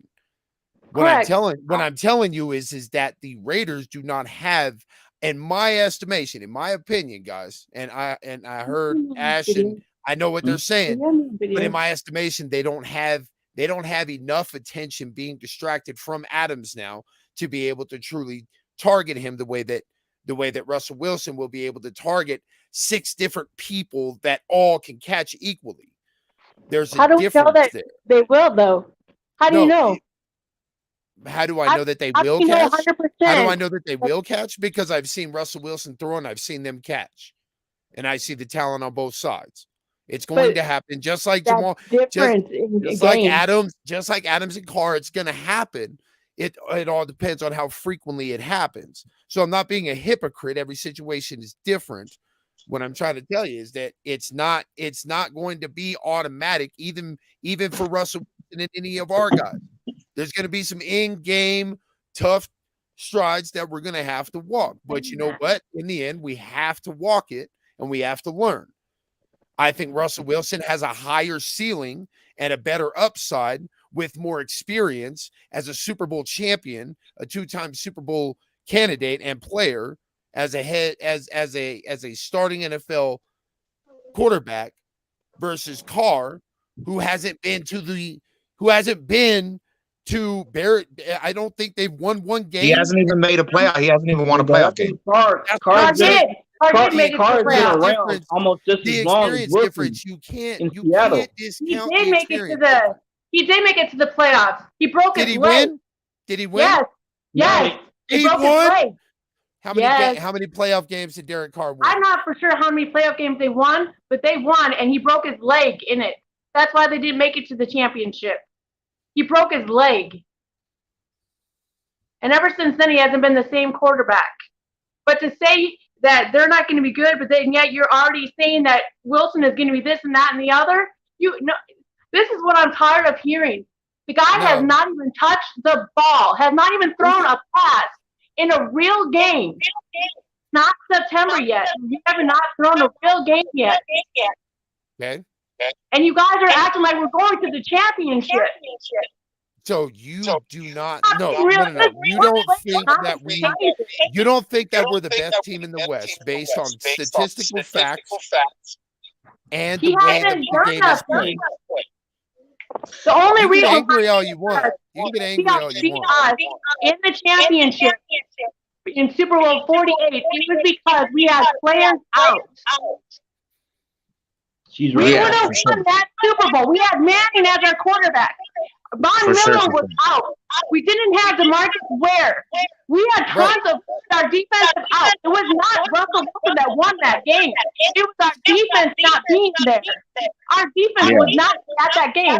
If our defense would have been there like it was in Super Bowl 50, Wilson would not have won that Super Bowl. We would have won that Super Bowl. Richie Rich, you can jump in if you want, brother. You can jump in if you want. 50. Our defense did. Our defense won that whole season. Hey, let me. 100%. This is my baby, my queen. Yeah, we know for sure. Yeah, it's all respect. It's all respect. Yeah, all right. But this is real though. I'm keeping it real. She's loyal to the bone.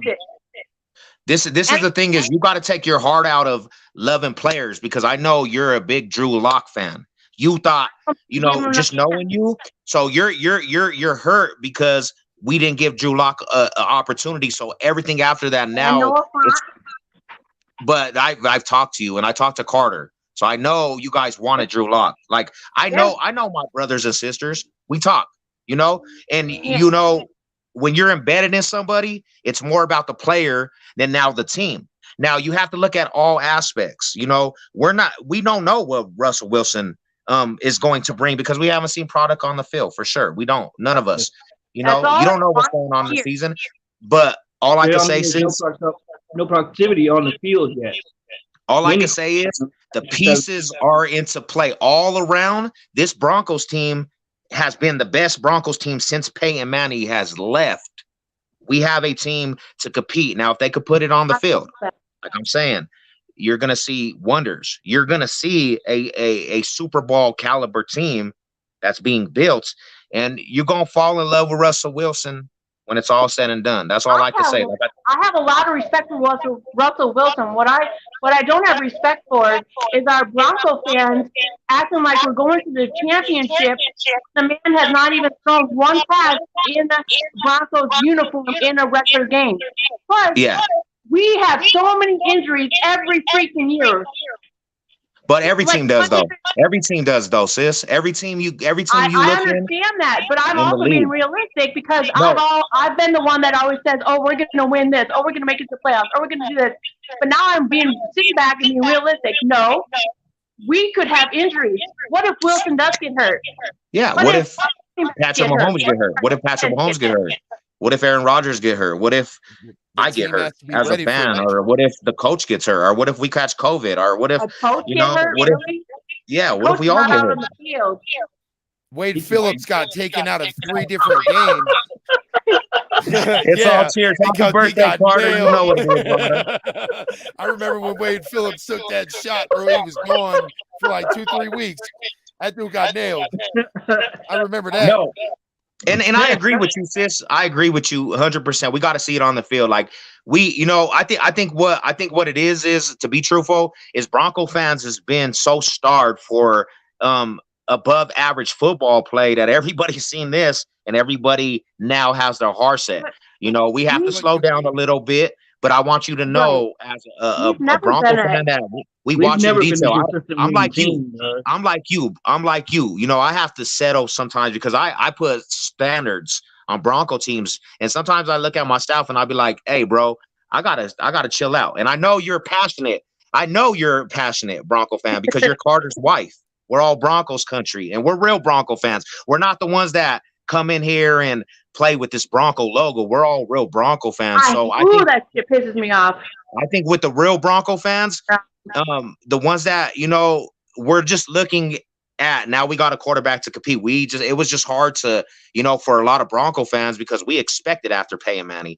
When Peyton Manning went out, we expected that W's to come, and it don't come in the NFL like that. So people fail to realize where we come from too. Exactly. People fail to realize where we sat for seasons. You heard me? Yeah. 9 seasons without a win. Yeah. You dig? People don't remember that. So when Manning left, everybody got spoiled. Yep. Everybody did. We all did. All I'm saying about Russell Wilson is that I can take statistics, numbers that I see, and I can try to apply them to what his future endeavors are going to end up bringing. And from what I'm seeing right now, I'm seeing a very, very high ceiling, much higher than the Raiders. That's ultimately what I'm saying. I get you. I understand what you're saying 100%. It's just everybody was saying all this positive stuff about Wilson, but we're not 100% that he's going to mesh with every player. They don't always have. That's where the workouts right now are coming into play. They're building chemistry. So, you got to look at the work ethic, bro. You have to work at it because Adams, though, they were doing workouts too. No, I understand that. I understand that. That they could mesh, and Adams is a good receiver. He's a good receiver. Like I said, I grew up in Wisconsin. I know. Born in Colorado, raised in Wisconsin. So for sure. This is another thing too. 5280 bread, bro. This is another thing too. You talk about loyalty, that you haven't seen no other loyalty than the Denver Broncos. I don't agree with that 100% either. I've seen loyalty with the Green Bay Packers. Their own city owns the Packers. The Packers can't go nowhere. Denver can go somewhere. You don't have no player that's going to keep them in Denver like we did before. I know you do understand that how little Wisconsin is though compared to Denver, right? It's that's all they have. I was born in Colorado. I've been in Colorado. So that's all they have. Like that's what their God. That's not all they have. They have the Milwaukee Bucks. They have the Wisconsin Badgers. We have teams. We have the What's the population of Wisconsin to Colorado? Denver. What's up, Rich? What's good, bro? How you doing, brother? Hey, man, how you doing? What's up, man? Let me ask you this. What about the years back when it was snowing in Colorado and nobody wanted to go to the game because it was cold? In Wisconsin, when it's 30 below, Packer fans are still there in the stadium, sold out. Hang on real quick. We have the longest consecutive sellout streak in the NFL, and we're still building sell out all on you that want day by day. going to the game. You can buy the tickets but not go. People did that. 30 below is comfortable weather for me. It was on a Thursday night, a Sunday night, or Monday night game that it was snowing in Denver, and we had fan base that what's his name? Timothy was broadcasting the game, saying that they weren't going to go to the game because it was snowing. That would never happen in Green Bay. I know. Green Bay has that. Like that's their whole city shuts down for the Packers, like because it's smaller. But yeah. What up, Richie Rich? What's your opinion on it, brother? I know you have something to say. What's your opinion? I think the one thing that's not being talked about here is the Denver Broncos scheme change. And so, for example, Johnny, I think that's your wife speaking, correct? In Denver. Johnny. He asked you a question, What's brother. up? What's up? Is that your wife speaking? Yeah, man. You have to see what we see on Facebook, man. A lot of these people that call trust me, themselves, man. I see everything because I'm pretty heavily involved. bruh, I might be from a let me different tell you, country, but I'm these guys call right in themselves the thick of everything. diehards and all the rest of this stuff. But like when they're Hey, leaving the stadium Johnny, before the game is let over. him just stop. Johnny, let him just say, because he just came in here. Let him just say one word. Okay, my bad. Go ahead, Rich. So the thing that I don't think necessarily being factored in is the Denver Broncos changed their scheme from the outside zone to the inside power, and we did not have the players per se to make that scheme change switch. And Shermer is, well, he was an awful offensive coordinator, but Agree. he also doesn't adapt at all to the players he has on the team. And we saw that play in real time as Broncos fans the last 2 seasons. So the one thing I think it's really important, the one thing I think is really important to factor into all of our comments collectively as Broncos fans is we have to apply what we saw to what we have now, and then look at the quarterback change that we have. So we have a more accurate quarterback. We have a quarterback that fits Nathaniel Hackett's scheme that he's already stated he's going to be installing. And it's the scheme that we as Broncos fans are somewhat familiar with in the outside zone scheme that we saw with John Elway and those previous teams of the past that we are familiar with. And furthermore, it is also the same scheme that we saw Drew Lock play in under Rich Spangarello, in which Drew Lock did well. So we should at least be able to have somewhat of a recency bias or at least familiarity with that as an offensive scheme. So that's some things that I'm not really hearing in any of the comments there, and I think it's super, super important that we consider it. Yeah. We still have most of those same players that did well under that scheme. Yeah, That's absolutely. absolutely a good point. I heard some of what you said, man, but a lot of it was like, I don't know, the audio itself, kind of like it sounded like it's echoed every time you said like the first Yeah, I'm hearing an syllable. echo too. You know what I'm saying? So some of it I agree with you on, but a lot of it I couldn't really hear you on. Take over your stadium in Vegas. I'm just reading what Bronco Fanatic 97's comment was.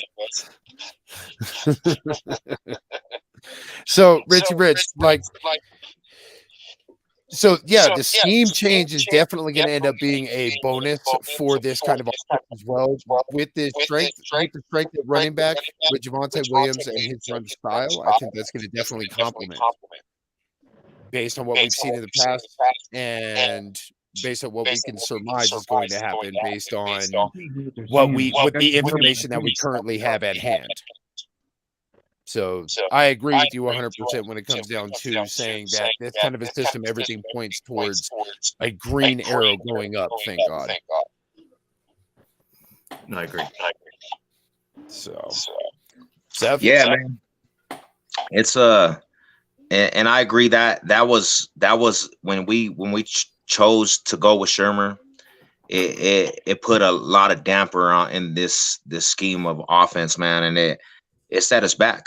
Shermer is just was garbage, man. Garbage, and we all can agree on that. We all can agree on that as Broncos country. I'm so happy, he's out. Big change, man, big change, and we can look forward to, competing again, man. And I'm real happy. I'm excited. I want to see what they're gonna do in this draft. I want to, and it's gonna be a beautiful thing, man. Honestly. Hey Carter, how's my audio? Better. I can hear you, man. It's a lot better. Great. Yeah. Repeat what you said to me. I want to know what you was talking about. Sure, I had a segment. I just came from my podcast earlier today, and I said a similar comment. Inside zone versus outside zone makes a huge difference. You have to have certain players for each. Hold on, man. Before you get too deep, the whole echoing thing is going on again. It's like every time you talk, it happens. I don't understand it. Do you want to back out, Rich, and I'll let you right back in?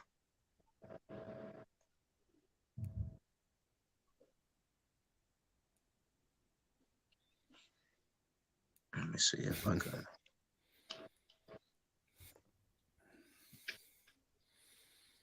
Yeah, man, I ain't trying to be disrespectful or nothing. I just can't hear the homie. You know what I'm saying? Yeah, no, I hear you. You don't understand. It's okay. Broncos don't change cities. These boys, they're having a dispute in the. Sure, Broncos moved, it would be the same. Don't change cities, though. You're right. But Broncos ain't gonna move. Broncos ain't ever changing the city. The NFL couldn't afford that. The NFL couldn't afford it. No name. How's this? Oh, there we go. Yeah, there we go, buddy. Let's All go. right. I sometimes have mic issues. My voice is kind of low, so it doesn't pick it up particularly well. Yeah. I can hear you all the way through now, bro. Yeah. So, anyways, with regards to what I was saying is so Pat Shurmur's offensive scheme was inside power running. Yeah. And you need a specific type of offensive lineman in order to run that type of scheme. Yeah. So you I need didn't understand why they kept running that, and it wouldn't go nowhere. You get 2 or 3 yards, and it was a done deal. Right. Maybe even half that was yard most times. That was my point, though, right? Like ultimately, when you're kind of starting to have conversations about nuances of successes of teams and quarterbacks and all that kind of stuff, if you're going to go all the way into it, you kind of need to go a little bit all the way into it, right? And that's kind of what I was getting at, is to say that we brought in Pat Shurmur on a team that was designed around an outside zone running scheme. And we did really well with Scangarello in the back end of the season with Drew Lock in an outside zone running scheme. And then our front office, led by John Elway, I have my opinions, and we all have our own opinions, but I let's just say that I think he was a great player, and I think he made some horrible mistakes as a front office guy for the Broncos. We all agree with you. Right. Okay. So I always like to hedge my bets on that, because you never know what kind of audience you're around. And so when it comes to what happened in the back end of the season there in terms of the 2020 and 2021 season, we ran a power run scheme with Pat Shurmur. Our offensive linemen were not designed for it. We did not have big enough guys. We did not have strong enough guys. In fact, the only guys that were big enough and strong enough to run that scheme, and that was Nathan Muti, but his arms are too short in order to get the leverage on the guy in front of him. He is much better at a run and power, like a more like outside zone. So I actually think he would do all of our players were much smaller than any of the guys in the league, period. No, but it's more about the type of guy that you have in the team. So you need a guy that can block and run at the same time. So Reisner's great at that. Right. Muti is great at that. Right. Cushenberry, in my opinion, no offense, I just think he needs to be off the team. But I don't like him as a center at all. Full stop, period. We can have a discussion about that later if you want. But I just don't think he belongs on the team. He's just not good enough, in my opinion. I think Garrett Bowles does really well in that outside zone scheme. And I think that a guy like Anderson, I think, has some real potential in an outside zone running scheme. And I also think that Billy Turner has already proven himself in an outside zone scheme. The problem with Turner is he's on a 1-year deal, and he's starting to get older, and he started to have knee issues. And a guy that big with knee issues is not a good thing. But my point to what your wife was saying earlier was that when you bring in a guy like Russell Wilson, he has thrived in an outside zone scheme. Not only that, he has thrived in an outside zone scheme in a subpar offensive line. And the Broncos offensive line, while I still think we have room for improvement, is much better and much superior to that of the Seattle Seahawks. So I think when you factor all of those things in and apply it to Russell Wilson coming to Denver, I think he's going to have more time to throw. And then the other thing I think is important to take note of is if you actually look at the game film from Russell Wilson in Seattle, look at how he threw to his receivers and his tight ends in the slot. And the guys that this is going to apply to are guys like Jerry Jeudy. So you look at what happened with Jerry Jeudy and Drew Lock. Drew Lock was a see guy, throw guy. So he saw the guy open and he threw to him. And then Drew Lock was relying on his arm velocity or speed, like strength of throwing the ball, to hopefully get it to the guy while he was still open before the defenders got to him. Russell Wilson is an anticipatory thrower, which means that he works on timing with his receivers, or he throws in front of or leads his receivers in order to allow them to catch the ball so they can catch the ball in stride. And a guy like Jerry Jeudy thrives on that type of play. You saw that in college. And I think that's the one I wanted. That's the one I can't wait to open up with, bro. Jerry. And I think that's exactly. I think that's the type of thing you're going to see from our team, and that's the big difference between a guy like Drew Lock and a Russell Wilson. Now, and to tie this back to what you and your wife were both saying early, Johnny, that's exactly the difference between Peyton Manning and Drew Lock and all the other quarterbacks we've gone through. All of those other quarterbacks were all subpar compared to Peyton Manning, because Peyton Manning threw anticipatory throws to his wide receivers. He threw his receivers open. He didn't wait for them to get open and then throw the ball. Peyton Manning was out of all those. Peyton Manning he got on that line and knew it was up. He adjusted the line as he saw he needed to be fit. None of these other quarterbacks out of 11 have been able to do that, and that's one of our biggest downfalls. Right. Yeah. But the comments were but the comments were like, why is Russell Wilson going to do better than Drew Lock? And I think that not necessarily Drew Lock, than Derek Carr.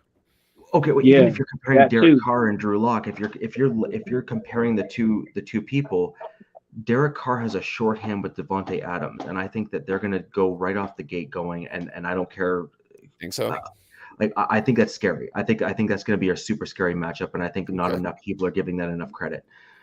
At the same coin, though, is I think Russell Wilson has proven to have a work ethic that is just unreal. And I'm not saying that Derek Carr.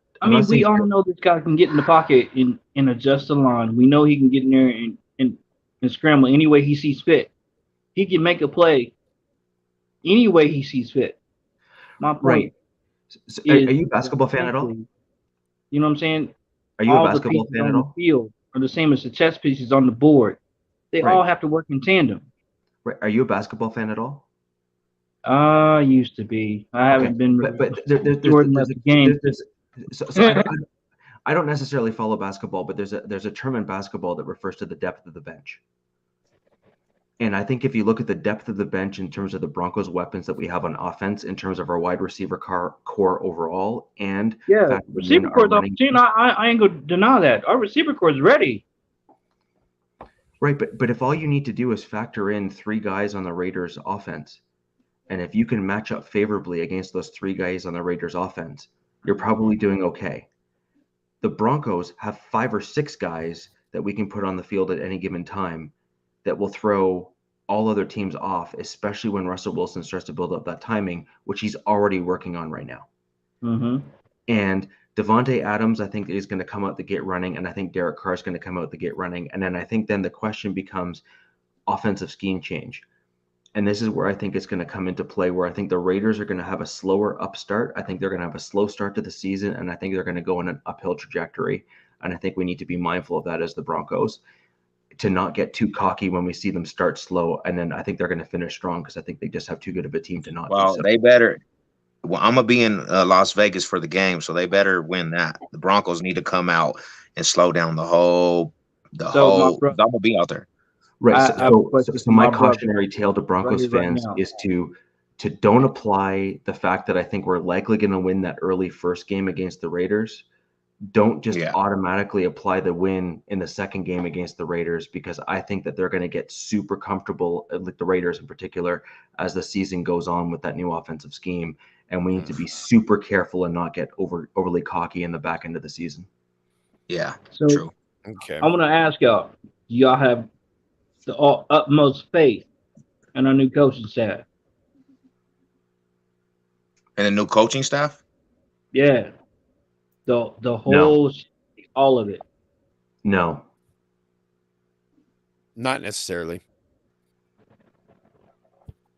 The bringing in a new coach, it's like how I stepped into my new job. Becoming a new manager of something is extremely tough.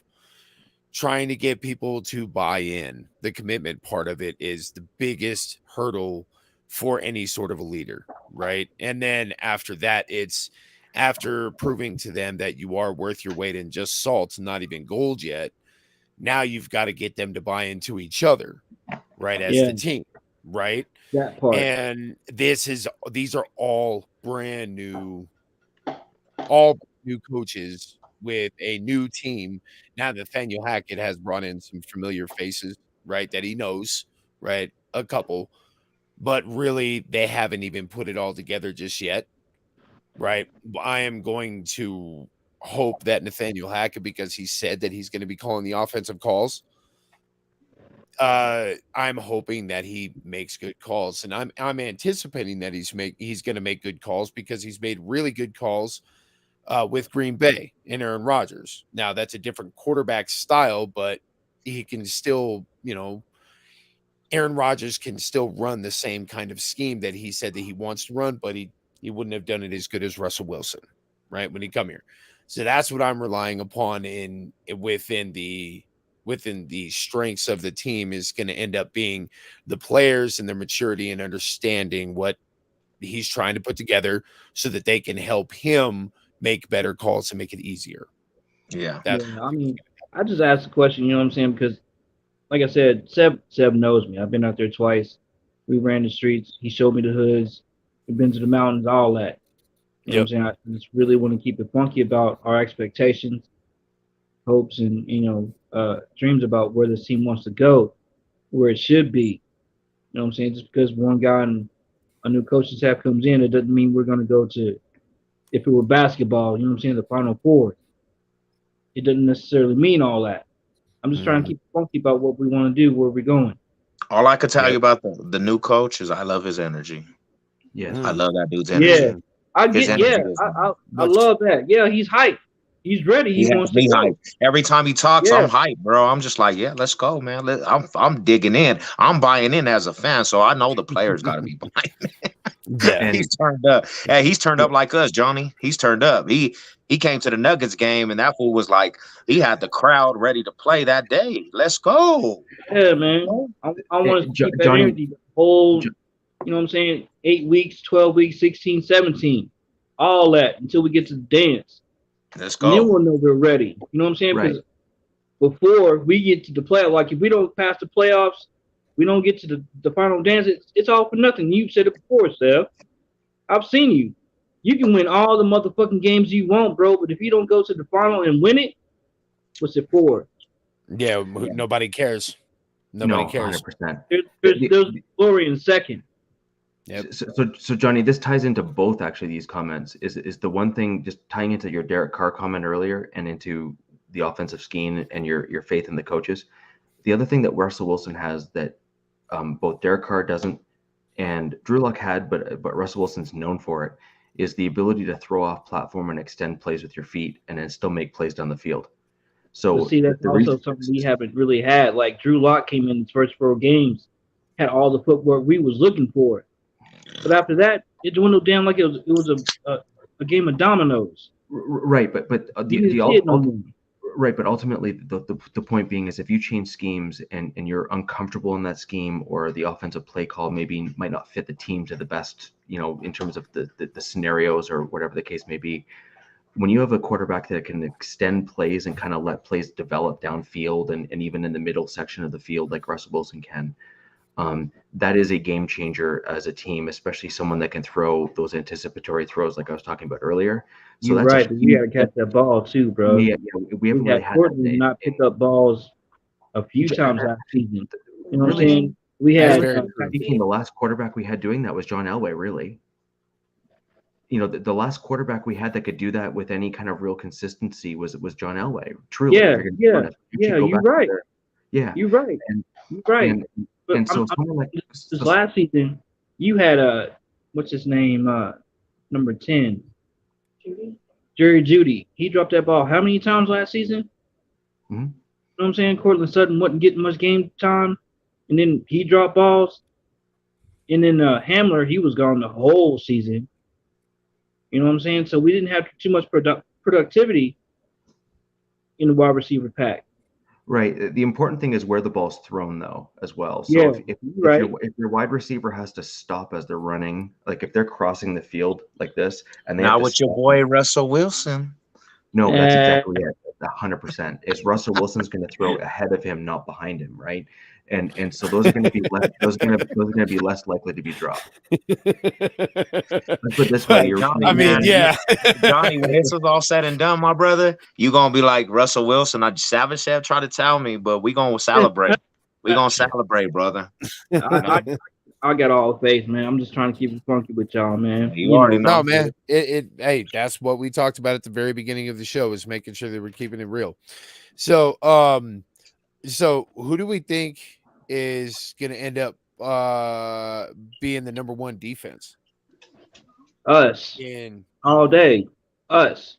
Don't ask me I twice. think the Broncos are going to be a top 5 defense. Honestly. Yeah, that's what I mean overall. Right. I mean, we was doing numbers last season and didn't really catch too many wins. So yeah, it's gonna be us being the best defense in the NFL, number one defense. I got faith. Okay. Richie Rich.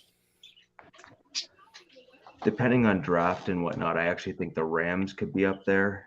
I think the Cardinals could have a rebound year again and really start to wow the league. I actually think that our defense is going to regress a little bit. I think we're going to struggle a little. I think we're going to struggle. You think Randy Gregory? You think he's going to be at the beginning of the season slow start, or you think his whole situation is going to backfire in our face? No, I think we're going to do really well in the areas that we improved. But I think when you truly look at what we've done thus far, we're still missing that interior D tackle to put pressure up the middle of the opposing offensive line. We have not truly addressed that. Mike Purcell has, as far as you can tell, regressed a little bit in terms of the play he's had that first year before we signed him. Yeah, re-upped his contract. And then I think if you also look at the cornerback position, we've lost a lot of our depth pieces that stepped in to come in to start for us when we had injuries in the cornerback position under Fangio, and we don't have any of those guys anymore. Like Harrison just signed away to the Vikings, I think, and we've lost a lot of those the depth guys that really did really well for us, and we never re-signed them. So I think we're going to struggle a little bit on that front because we still haven't even re-signed Callahan. We have to. Yeah. We have to, man. Well, the one thing that I'm waiting for is Kareem Jackson. That's the one thing that I'm waiting for is K-Jack. I know that we have Caden Stearns. I'm good with Caden Stearns because he's awesome. But K-Jack, there's nobody that's laying the wood like K-Jack. I'm sorry. That's the log splitter, homie. Log splitter. So my only issue with K-Jack is that he sometimes got overly aggressive. and I'm not saying that as necessarily a bad thing, because I think you need a tone setter on your defense. But I think Caden Stearns proved himself to be worthy of that starting position. So you would take Stearns at this moment over K-Jack?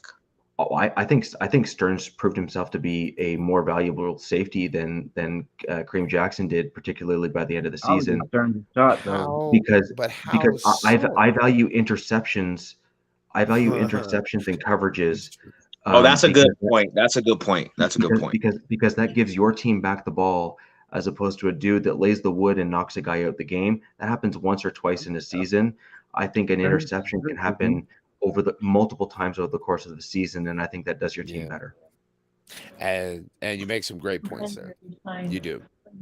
We have Draymond Jones, and we just had a DJ Jones. Yeah, DJ Jones. He's phenomenal run stopper.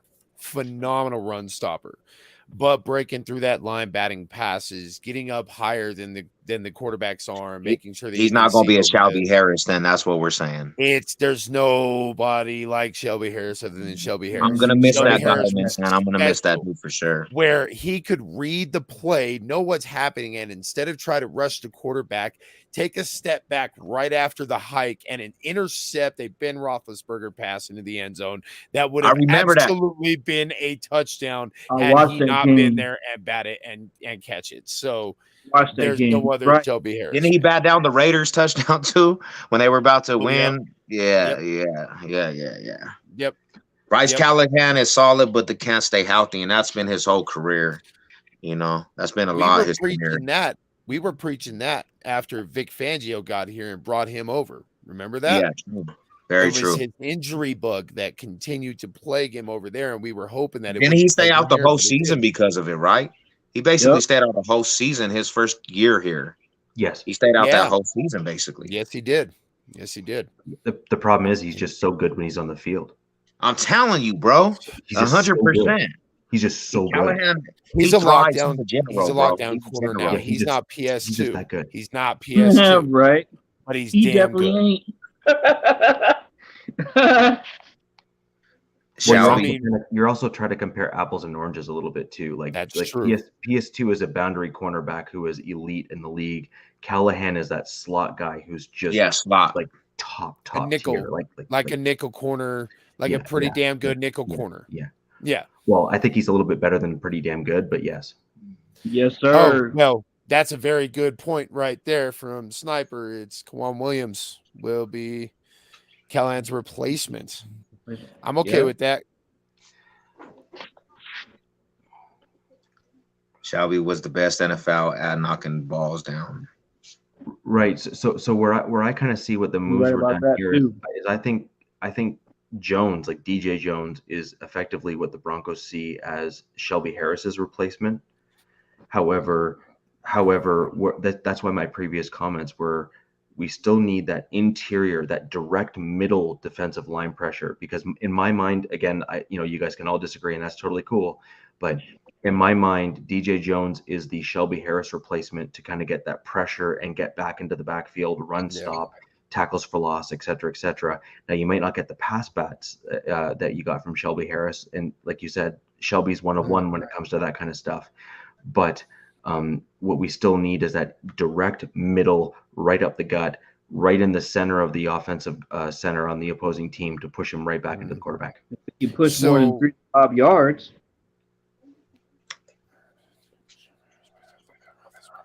Okay. Real quick, are we going to be running a 4-3 or a 3-4? 3-4. We're still running a 3-4. In my opinion, yeah. Okay. What do you think we're going to end up running in the red zone? It's not going to be the 3-4 no more. What do you mean? I don't think so. Yeah, it'll stay at 3-4. I think so. I think they're going to look back at what we did last year and try to replicate it as best they can, and see what they can do in terms of mimicking, kind of generally speaking, what Fangio did, because we had such a good red zone defense. We gave a bunch of yards between the hashes, and fair enough. Why would they want to run the same schemes if they know they don't win? Well, because our defense wasn't the problem. When we kept opposing teams like the Kansas City Chiefs to under 20 points, that's not the problem. The problem is that your offense, for whatever reason, couldn't score more than 15 points. That's the problem. And it was because our defense, man, it was on the field too long.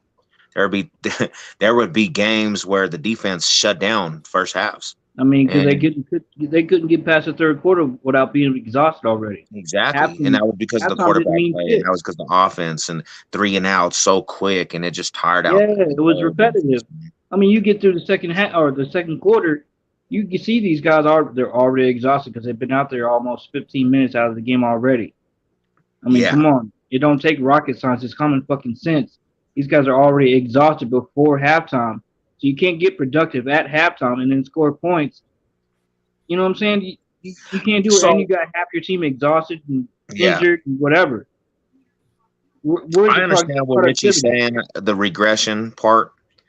I just think that Russell Wilson is going to make the whole team better, man. I think that defense is going to be on fire. So I have him as a top 5 still, I understand what you're saying, though, completely about, different pieces, man. And, Bryce Callahan, man, he's solid. We have to retain him, man, honestly, but I think Russell Wilson all effective because he's not going to be 3 and outs. We're not going to see the defense on the field so long. I think honestly, they're still top 5 and all that, and he snapped the first. You know what I'm saying? Like, I just hope y'all. You know what I'm saying? I just got all the faith, but we didn't see this before. We talked about it. We hoped about it. We hyped about it. It's been the same smack in the face. The last 2 Super Bowl winners. If we successfully replicate last year, right? And again, it's going to be tough to do without Shelby Harris. He was an integral part to that defensive line. In the last half. Being gone, Shelby Harris was basically almost doing everything himself because now we're not getting much help on the right pass rusher right now. Bradley Chubb, he's got issues. He's not all that he's been cracked up to be when he came out Man, of we never college. Now, got to he's see been him great. flourish with Von Miller, bro. I was pissed. I know. But now we get to He's been see an injured just as much opportunity as for Von Miller him. has.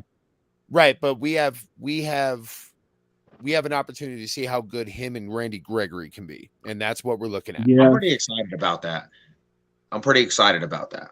Now, being real, I'm concerned about Randy Gregory's Randy off Gregory. the field issues. So what week And is Gregory gonna come in though? What? we could- I think Gregory can. I think he could be ready for the start of the season. Gregory. I would much rather him wait a couple games into the season. Yeah, maybe rehab it up, build the strength around the shoulder and whatnot, and then have him come in maybe game 2 or 3, just to give him that extra time. Because you want to. BCFL, what's good? What's good? Sis, what's Yeah, running? This is the originator of the BCFFL hashtag. You know what it The is. It's hashtag maker. That's right. Just kind of come by and say love y'all. Thanks, What up? Getting it Love in. you too. Yeah. Love you guys, and you know what it is. Broncos country, we coming. Stand up. So, all right, where were we?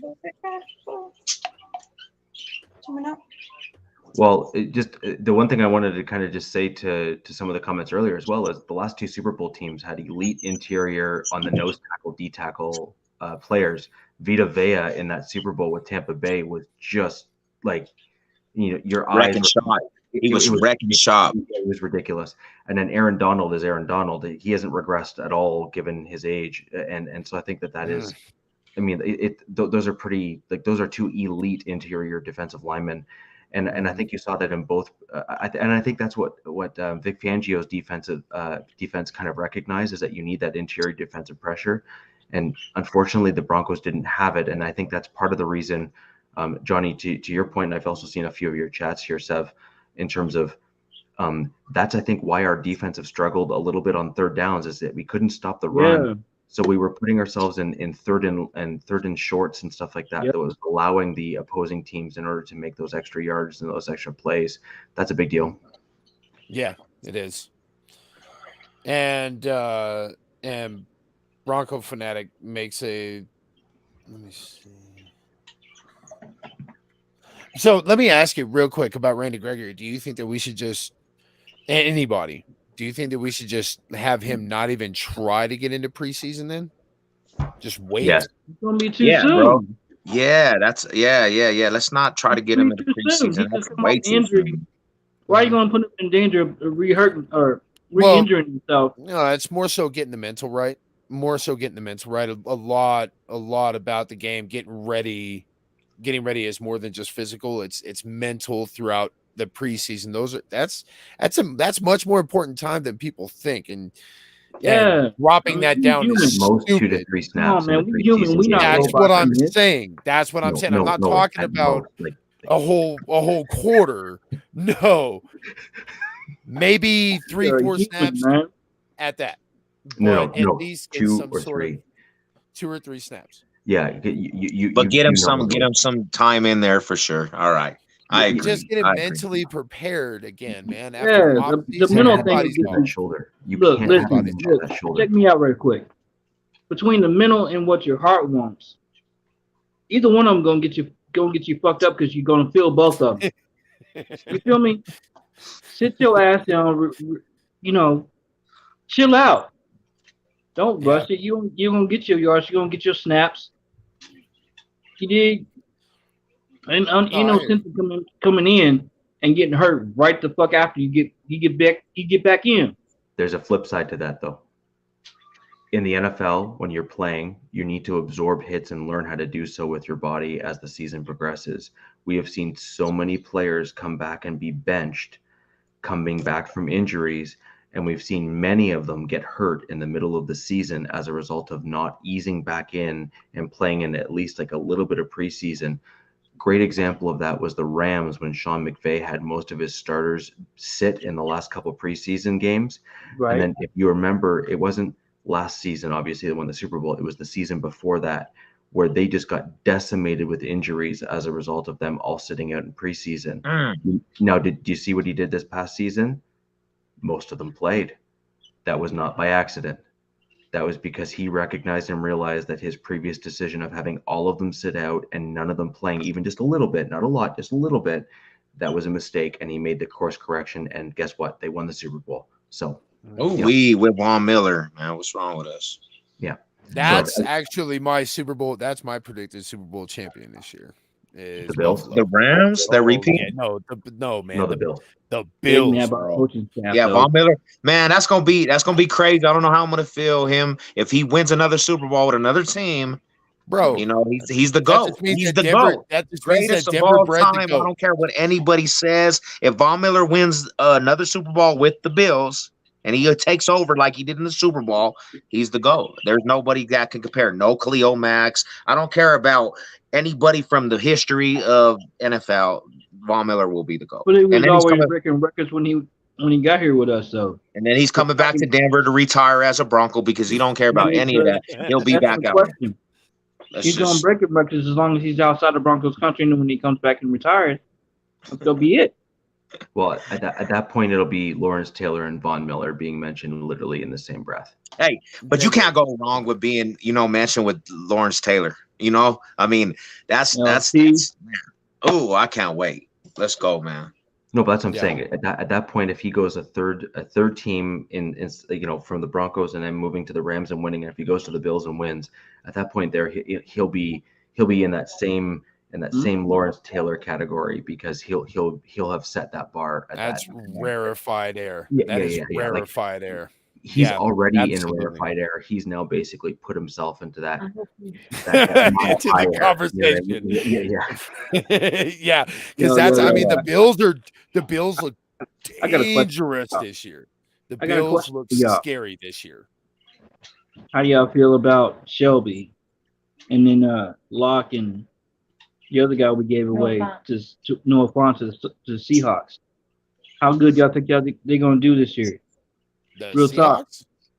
Yeah. The Seahawks. Depends on if they get a quarterback or not. No, I disagree.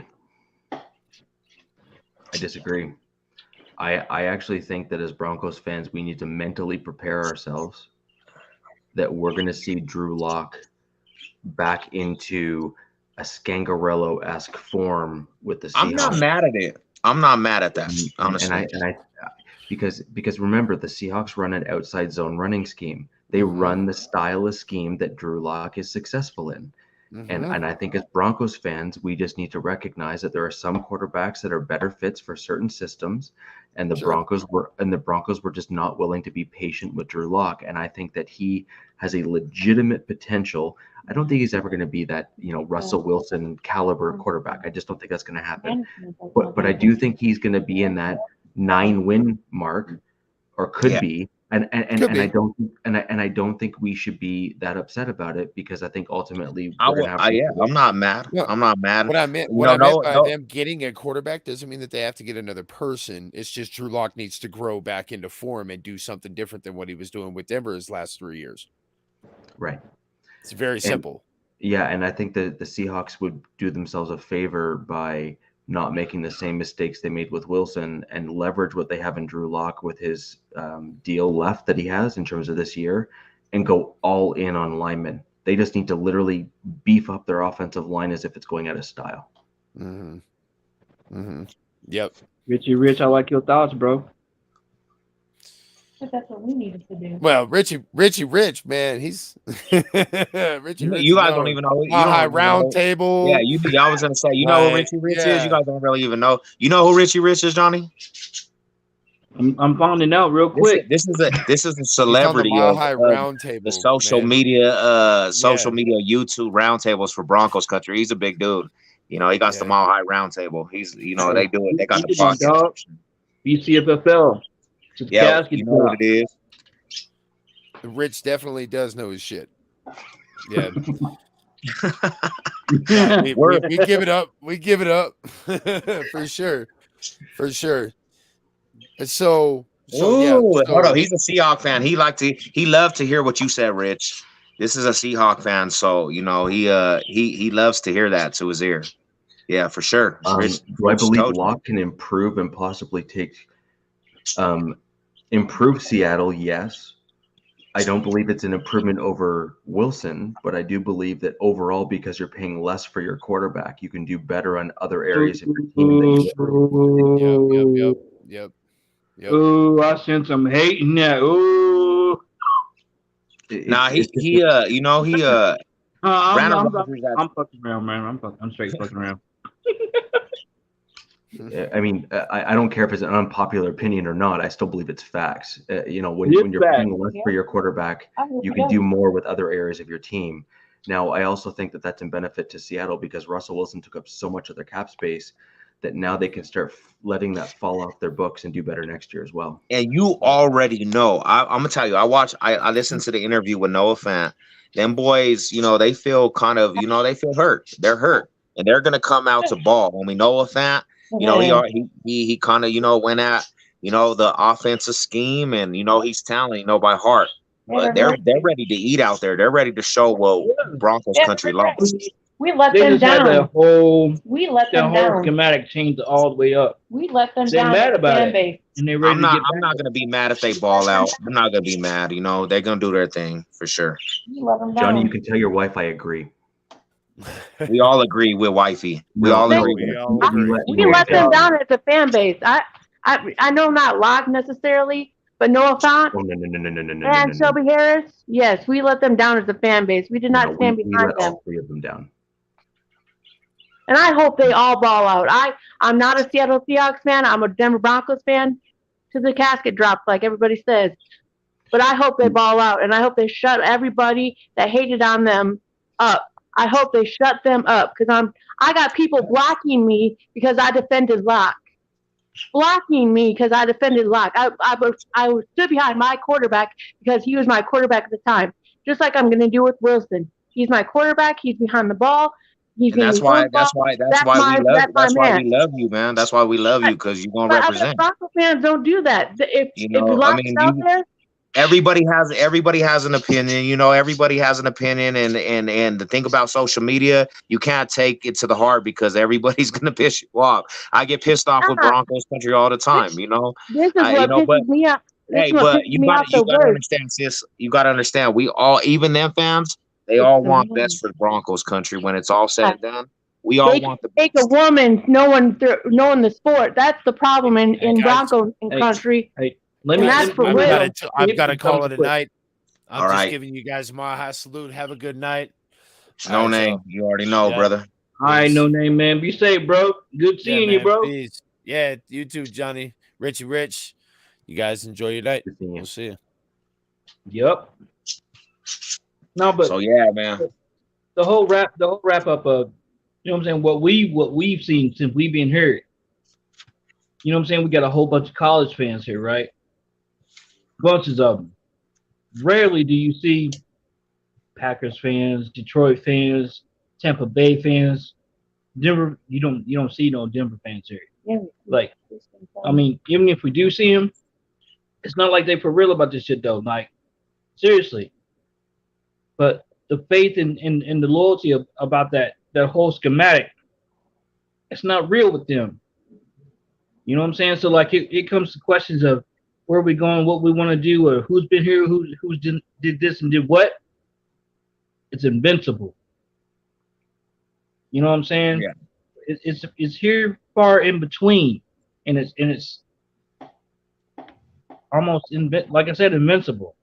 Some of these fans don't really know what it is when it comes to us Broncos fans, man. They don't. Like they see us and you guys. Who do you think is going to be our starting offensive line? Who do you think is going to start on our offensive line this year, given who we have right now on the roster? Man, I'm thinking Reisner, Glasgow, and I mean. I want to see. I know you don't like. I know you don't like Barry, but you were saying that you think he needs to be off the team. He allowed the most sacks out of any center, or tied for the most sacks out of any center in the NFL last year. And that's a very disappointing. That's a very disappointing situation. But I know he's hate young. I hate to drop that one in the.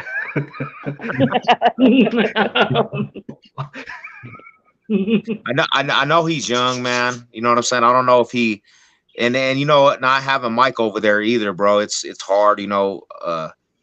I honestly think, bro, when we go into this draft, we're gonna have to look who's, you know what I'm saying, out there for offensive line, because it's like, you know, Yeah. Carter, to your argument, you know, we need to actually try to beef that up and get some depth over there, bro, because you know that has been the crutch, and I don't disagree with you, Carter, for sure, you know. But yeah, bro, who do you think we should start? Like, if we were gonna go today into the season, who do you think should start? Rich? In what position? Garrett Bowles, left tackle. See, Derek's vote. So do you let me ask you a question, because this is the argument I have. Do you think after he got the aspect of the money, bro, do you think he fell off in production wise? I don't think so. Garrett Bowles wants to be here. No, it's not the question of heart or anything. I think that, again, we'll just say unpopular opinion, but I actually think that, in my opinion, I think Garrett Bowles is a well above average left tackle. But I do think, though, that overall, if we were to look at the holistic team in terms of if we wanted to truly build up and get those extra draft picks, as much as it would pain me, he would be a prime candidate to trade for a first round or a first and a fourth or something for a team that truly needs a left tackle. And I'm not going to lie, I was super impressed with Calvin Anderson when he filled in for Bowles when he was hurt. He really did, honestly. He really did. He was legit. He was legit good. And Calvin Anderson is super, super strong on the left side, and he is still learning the right tackle side. How do you feel about that? That was actually my move. Yeah. So before you asked me about Bowles, that was where I was going to go with my move. So I have Bowles at left. I have Reisner at left guard. I have Glasgow as our current center, and then I go Quinn Miners at right guard, and then I go currently. It's a bit of a coin flip for me, but I'm going to go with Turner at right tackle, but I could absolutely see Anderson beating him out, because Turner. Sorry, who?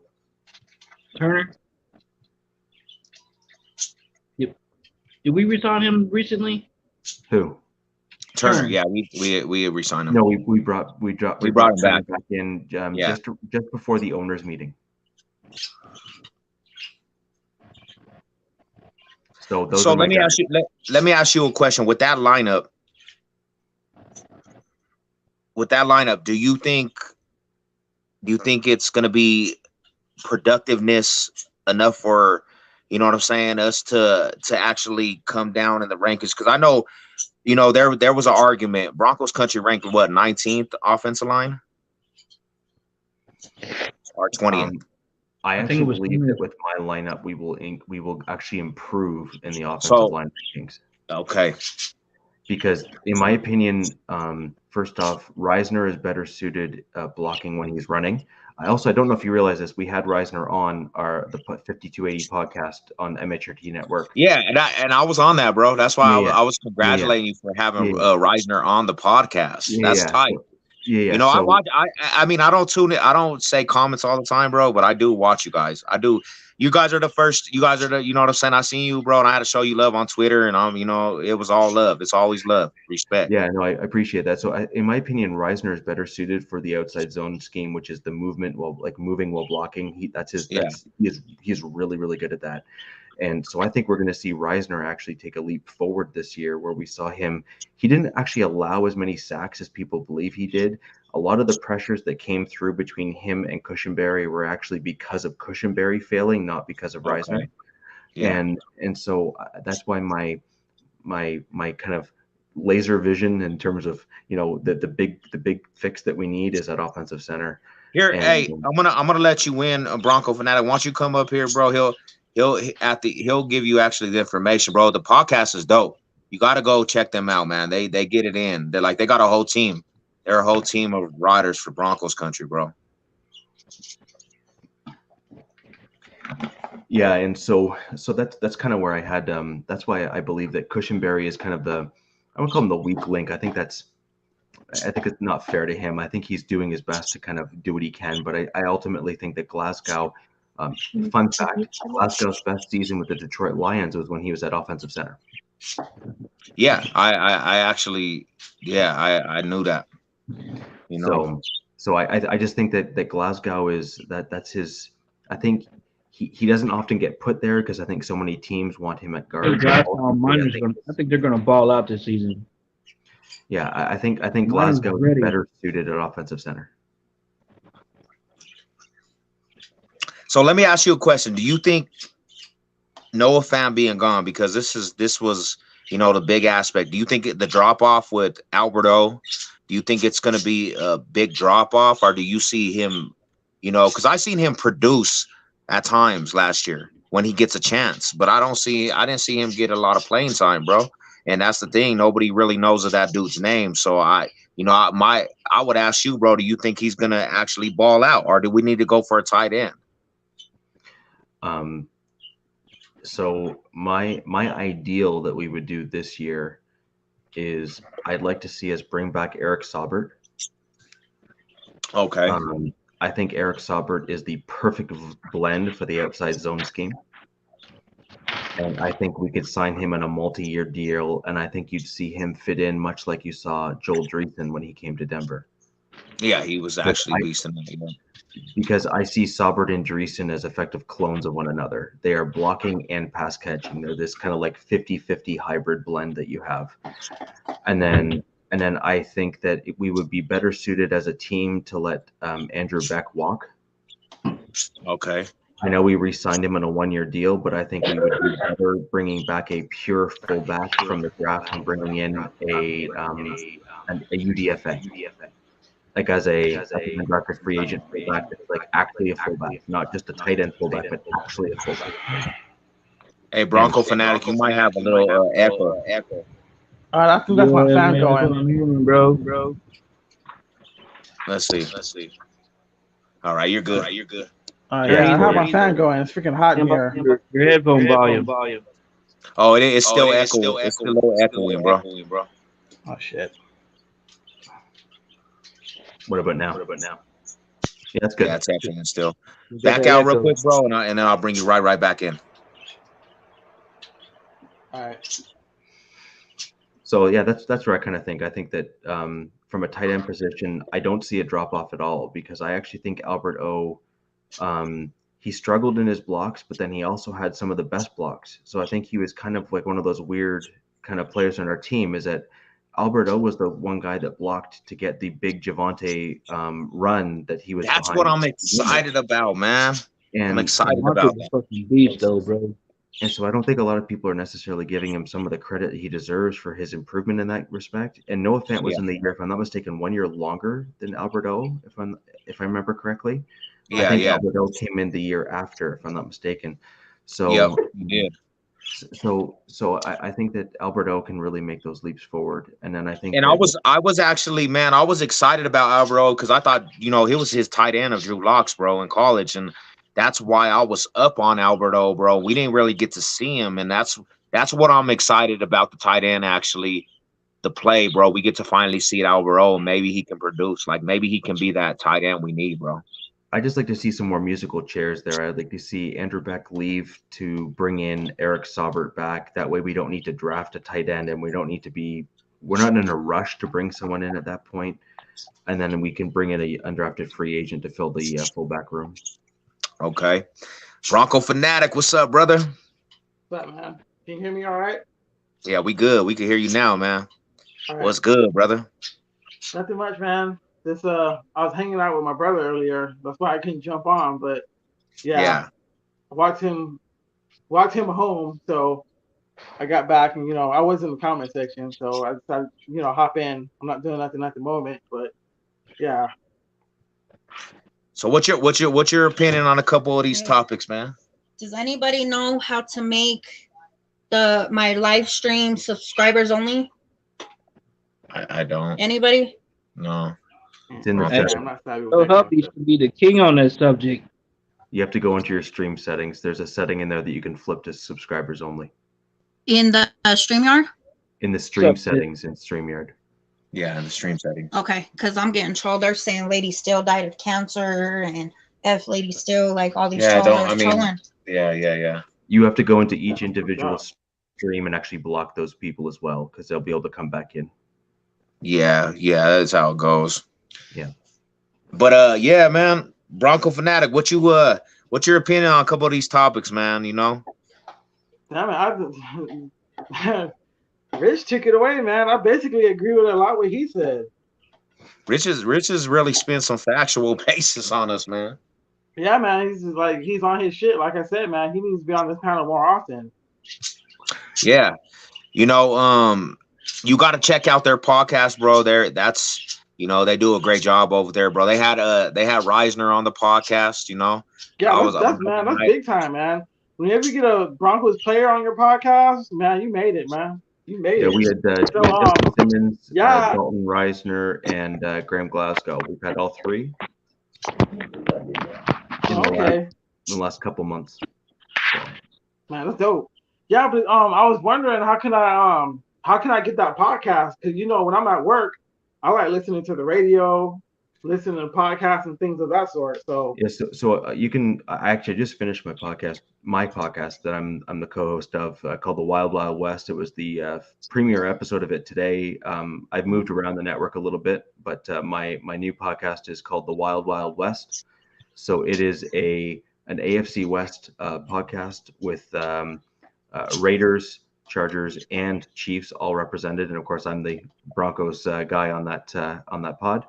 And so we are going around our teams and kind of comparing rosters and all that kind of stuff. So it's a really interesting dynamic. I know Sev has some similar discussions on his channel where he has kind of super fans coming in from various teams as well. But we have ours a little bit more structured just in terms of how we're going about it, where we have certain talking points where we're actually kind of going back and forth at each other. And then, but the channel name is MHRT Network. So that's MHRT Network, and you can find us on YouTube or any of the other podcast, places where you go to get your podcast from. Okay, because I have iHeartRadio and I also have Stitcher. So we're on both. Okay, so what's the name again? MHRT Network. MHRT Network. Okay, and are you on Twitter too? By the way, I'm on Twitter. My handle is right here. All right. I got you. All right. I'm like the rogue Canadian that you'll find in Broncos country. Like I'm everywhere, and that's how I heard about them on Twitter. Actually, I ran into them on Twitter. Okay, because I'm real active on Twitter. I'll be talking shit on Twitter. Hey, I actually, what I'll do for you, Bronco Fanatic, I'll actually send you some of their links, bro, for you could get embedded, man. Like I said, they do great work over there, bro. They're actually. Even Shawnee Carter, you got to check him out too, bro. You got to make your Twitter because I know, it's we trying to get you on the Twitter game, bro. But they do great work over there, bro. And it's a beautiful thing, man. Like I'm honored that you came over here, man, and messed with us. We just trash talk. We actually, from the trash talk circle, bro, the community, and we're kind of just building. We're building our BCFFL back up, and we're a tight knit, just a group of Bronco fans that go to war for the Broncos, and it's a beautiful thing that you want on the show, bro. That's cool. 24/7 till the motherfucking casket drops. We're the roughnecks of Broncos country, the South Standers, bro. We go to war, and I don't know about some South Standers, bro. That's awesome. Hey, so, you remember if I'm ever able to make it back to Denver, you'll be able to pick me out of the crowd. I'm a pretty big dude, so you'll yeah. Well, when you do come back, bro, I go to games also. I'll be at games. I got a lot of the Bronco gang, Matt Fanatic and all their homies and stuff, bro. But we'll have to toast a beer, homie. We'll have to definitely collaborate. Toast a beer. Yeah, I'll probably have my beard back by then, but I normally have a much thicker beard. But I'm 6'2", 245, so you're not okay. Yeah, definitely. You're not missing. And we're state of mind, man. We got homie from Kentucky, the homie Carter. We got the homie from California. We got the homie. Where are you in Canada? Yeah, I'm in Ontario. See, that's what I'm saying, man. Y'all better stop saying Broncos country is just one place. We are everywhere. You see, everywhere. We are everywhere on this panel, man. That's a beautiful thing, bro. Actually, you know what the funny thing is that there's only one of us on the MHRT network that's actually from Denver. Hey, that's crazy, bro. Sorry, there's more than one that's from Denver, but there's only one of them that's actually in Denver. Yeah. And that's how it is with a lot with the YouTube world too, bro. Like everybody that's Bronco fans are from everywhere. I feel like I'm the minority being from Denver, man. You know. Well, I actually have to head out, guys. But this is a blast. I really enjoyed being here with you guys. And hit me up on Twitter. I respond to pretty much everything. So it was great being here. And thanks for stopping by. I appreciate it. Thank you, guys. My salute, brother. Thank you for coming. Yes, sir. So yeah, man, you know, it's a beautiful thing, bro. And I know Bronco fanatic for sure, bro. I know you was in the community of BCFFL. I don't know, you know, I know you kind of after left, but you had shown me the TTC.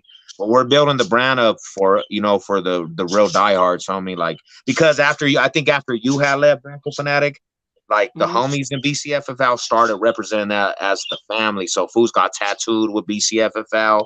We got hats made, like fools are rocking that. Okay. And we actually made, like, homies from Kentucky. Johnny Carter's from Kentucky. He drove all the way 20 hours to be out here in Denver with us, bro. And he came and we turned up, huh, Johnny Carter? We were at the stadium going crazy on the Chief fans. Me and you were running up on every Chief fan we seen. Got with the super fans and all that, man. Turned it all the way up. You know. Man. I was looking at flights like yesterday. I was looking at flights, you know, seeing like, you know, how can I get out to Denver and stuff. Like if I want to go to a game this year, you know, I was looking at the flights and stuff, and the flights out here from LAX range from between I think $91 to like I think 150. Take you like a straight grand out there, bro. You'd be straight for a weekend just to catch a game or a tailgate. Hey, bro, Johnny Carter, he ain't never touched Broncos country, the soil, so he gonna be just like you when you first came out there. You know what I'm saying? Because he came out here and Johnny Carter traveled 20 hours in a car, and I stayed like calling him. He's like, I'm over here, I'm about 10 hours away. I'm over here, I'm about 6 hours away. He's like, and he got out here, and the first thing he did went to the stadium. And he was like, you seen that stadium? My brother told me not to, and I did it anyway. Yeah, man, I can just imagine it, man. I can imagine it right now. That would be like a fucking awesome experience, man. And hey, Johnny Carter, what did we do when we got to the stadium? Who did we go function with at the tailgate? Hey, I forgot your boy's name, but like he's one of the top dog YouTubers out there. Bronc Nuts. We tailgated with Bronc Nuts. Like, we drank some beer with him, man. But I'm gonna tell you like this, like Johnny Carter knows, bro. As soon as you out here, bro, you're in good hands because you're gonna have a place to come to. You're gonna meet you're gonna just not meet fools at the game. I'm gonna take you to the soil. I'm gonna take you to Orange Crush. The Orange Crush out here, like the food that wears the Orange Crush Vader suit. I'm gonna take you meet the limo driver. I know all them fools personally, bro. Like limo driver, bro. I took this fool and met him personally at the crib. We went over there, function with them dudes, bro. Like, cause I know all them fools. I'm embedded with them dudes, you know. And you have a place to stay. You have a place to stay. You have a place to come chill. And you know, we gonna live it up. Like he came out here 2 times. This dude came out here 2 times. Like one time was not enough. I'm gonna have to take him to Lookout Mountain though, Johnny Carter. I'm gonna have to take Bronco fanatic to Lookout Mountain out here in Denver, the mountains, bro, where we seen the view of Denver, Colorado. Not before if I go out there once, I know I'm gonna want to go back. I'm trying to go out there for that Raider game though. Tell me why. We get back there, bro. Trey. Yeah, either the Raider game or the Chiefs game. We're gonna have my baby out there. We're gonna have Lady Shep there. Tell me why Johnny Carter. He was supposed to go home one day, and he stayed out here like an extra 10 days just chilling in the city. I said, ain't you supposed to go home? He said, I already called. I'm out here. I don't care what I do. I don't care if I got to sleep in the car. I'm staying out here. It was, and we turned up at the Cleopatra's, everything, Carter. We turned up. Well, I took him to the Bronco bar. More than twice. Yeah, that was a good time, bro. That was a good time. I always remember that shit. Didn't you come out here for Thanksgiving? Oh, that's what it was. It was Thanksgiving, right? You was out here for Thanksgiving. Yep. The whole block was shut down, bro. All the shopping centers and all that was shut the hell down, bro. Everybody was out balling. You hear me? Yeah, bro. So Bronco fanatic, man, you get out here, bro. I tell all my outside Bronco country, bro. Like, you know, it's a good time with Savage. Cause I could show you Denver like the back of my hand, bro. It's my city. You know. Yeah, man. I'm definitely gonna try to get out there, man. I took Carter to the hood though, bro. Like, you know how like people gonna take you to good places. I'm not gonna necessarily take you to the hood, Bronco fanatic, but I said, man, we gonna the gaming and stuff. That's not take him my to lane, the hood, man. bro. Keep it all the way funky. Take him back to the hood. You did it to me. Take him to the hood. We said we take him to the heart of Denver. We went straight down Colfax all the way to Aurora, all the way to the hood, all that. Let them see what it is for real. Take him to the hood. Salute, man. It's a good time, man. It's but yeah, bro. I'm gonna start doing 2 live football games on here, bro, where fools can watch the game together. Because there's a lot of Broncos country, bro, that we tap in with. They're not from Denver, like, so it's cool to just be able to tap into these panels and watch games together and stuff, bro. Honestly, I'm gonna start doing that. Bcffl. Hey, Carter, bro, we're gonna get that Facebook up. I know you still have the Facebook up and running, but let's get that up and running like we had Google Plus days, homie. Like where everybody. Because that was the time, bro, that we actually flourished. Like, regardless, after the Google Plus days, it kind of, it was kind of a different feel. But, we're going to get that back up and running. Every fan base, everybody had something to say about my Broncos because we went at them, period. Everybody.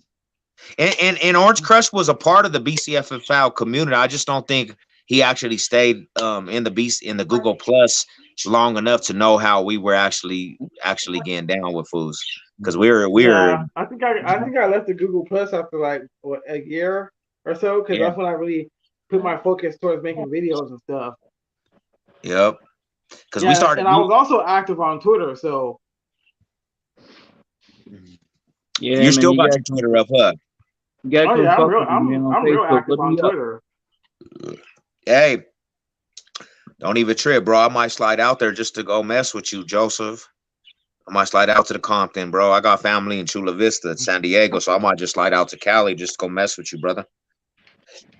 But yeah, bro, you know what I'm saying? We're gonna definitely do the dang thing on here, man. And like Bronco fanatic, because you're in the trash talk circle, bro. You introduced me. I'm like all the stuff that's been going on with the trash talk circle, bro. I'm gonna be doing like a little bit of the trash talk, but I'm about to like kind of revert my channel into like straight Broncos country family for life. Because you've been tuning in on what's going on in the TTC. Yeah, man. Yeah, I've been watching videos and stuff, man. I mean, I had hope that the TTC would get back going, because I ain't gonna lie, man. The TTC, when I first joined, it was really popping. It was like something I really wanted to do. I saw my guy Uptown, Simus, Tyson, D1 Chosen, my brother. It's like those dudes inspired me to come out and make videos.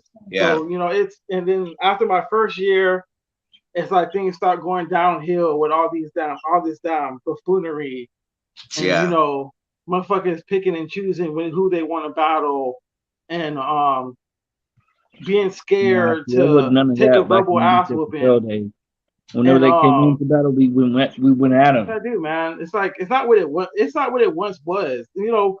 People would make multiple videos back and forth with each other. Even nowadays, when I came in, man. 2015. Yeah, nowadays if you make one response video towards somebody, oh, you're dancing. Oh, I made you dance. It's like, I try to actually, when I first came in here. I try to actually get him to be a rookie, Johnny Carter, in the TTC for a minute, but he didn't. It was kind of after the TTC was dying, but I was trying to revive the Broncos Orange Crush Killers, But I'm glad he honestly, now that I see it, bro, I'm kind of glad that I didn't bring him in because it's just like, you see all the drama. You see, like, even Simon. Man, it's messy, dog. Simon was talking last night, bro, and he, Simon. I really didn't get along with Simon at first, but me and him actually we became cool a little bit. You know what I'm saying? But he was trying to revive it. He had a good concept last night when they were talking, but A-bomb and all that stuff, bro. They're all against each other, and it's just like I honestly analyzed it today, and I'm like, okay, fools are, it's dead, and really ain't nobody trying to put structure in it no more.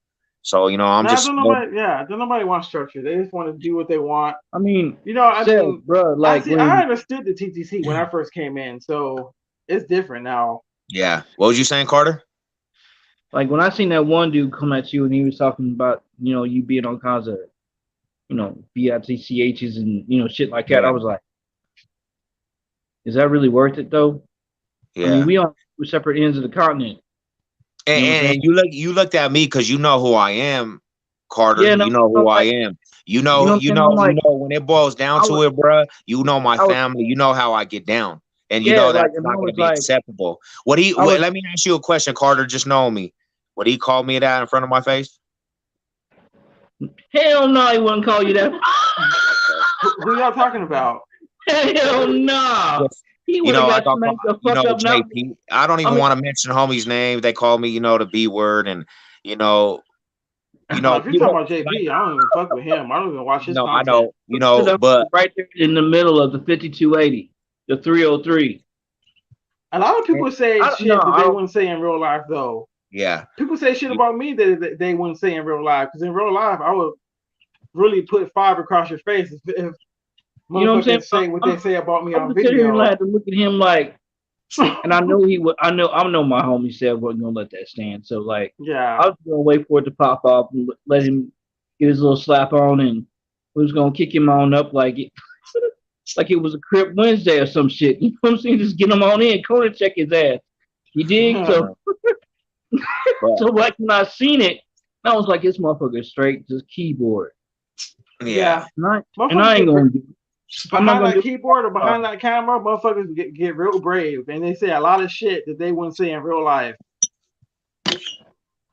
Keyboard warriors, there's nothing but fakes, Keyboard commandos. And that's sound good. And like he knew as soon as he stepped that motherfucking line across that Colorado border, he'd have gotten smacked the fuck up if somebody knew what he was about for real. 100%. And see what people don't understand, like.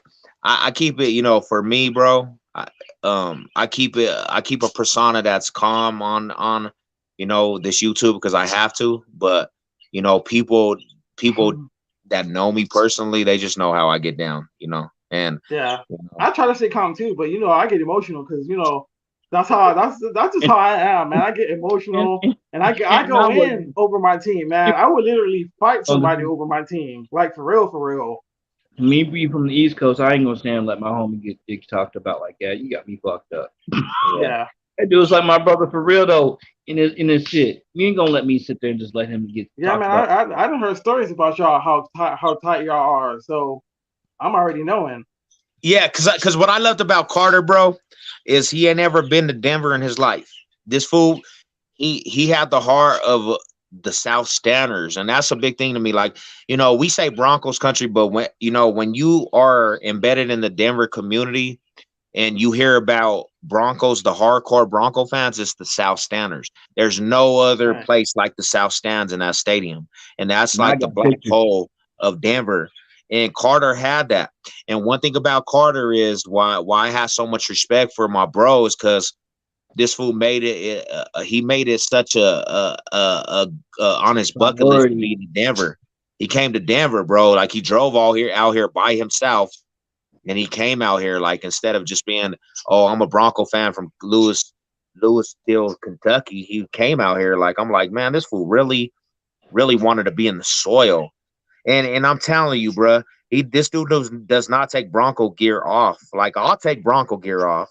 Because, I mean, this dude is in Bronco gear at stores, church, everything. He sleeps in it. Congregation. He sleeps in Broncos pajamas. He got Bronco decals. Like I'm like, bro, we're going to. I said we're going to the bar and club tonight. You want to get in a polo or something? He's like, nah, fool, I'm representing Broncos country. I'm like, all right, that's what's up, bro. Get it. You know, and that's how Johnny Carter is. Like he really lives the lifestyle, homie. And that's what I had to respect about him. Like, and I looked at a lot of things, homie, because I'm gonna tell you like this, bro. I don't care what anybody says. The standard for Savage said with Broncos country, like people that know me and me, they understand it. I live like I've banged over this team and I've went to war. I'm a Bronco embedded. I'm a third generation Bronco fan, and there ain't nobody that really I could say that's on the level because of just what it means to me.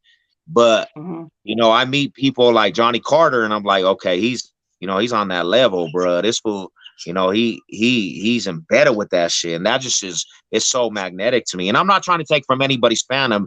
I'm just talking to me. I'm just talking about me, bro. Like it's not just a game, you know. Yeah, no offense taken, man. But yeah, man, I'm like, dude, man. Bro, you know, at first, Foos took me wrong. I'm gonna tell you like this, homie, and I told this fool to Johnny Carter too. At first, I didn't like outside Bronco fans, like that was not from Denver. You don't though, bro. Let me. I didn't, bro. And that's just the truth.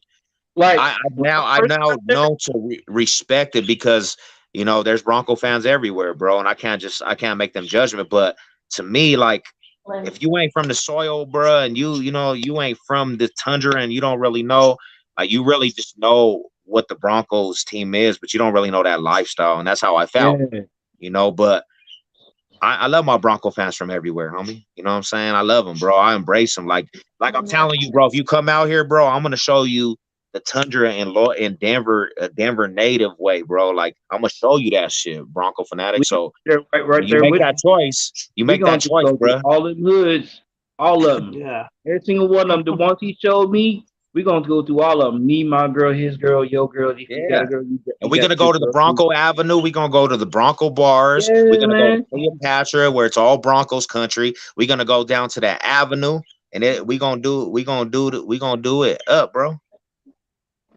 Touch up. I learn all about you know when you getting famous when you got shit like this. Look at anonymous hacker. Yeah, you know what I'm saying? That's himself.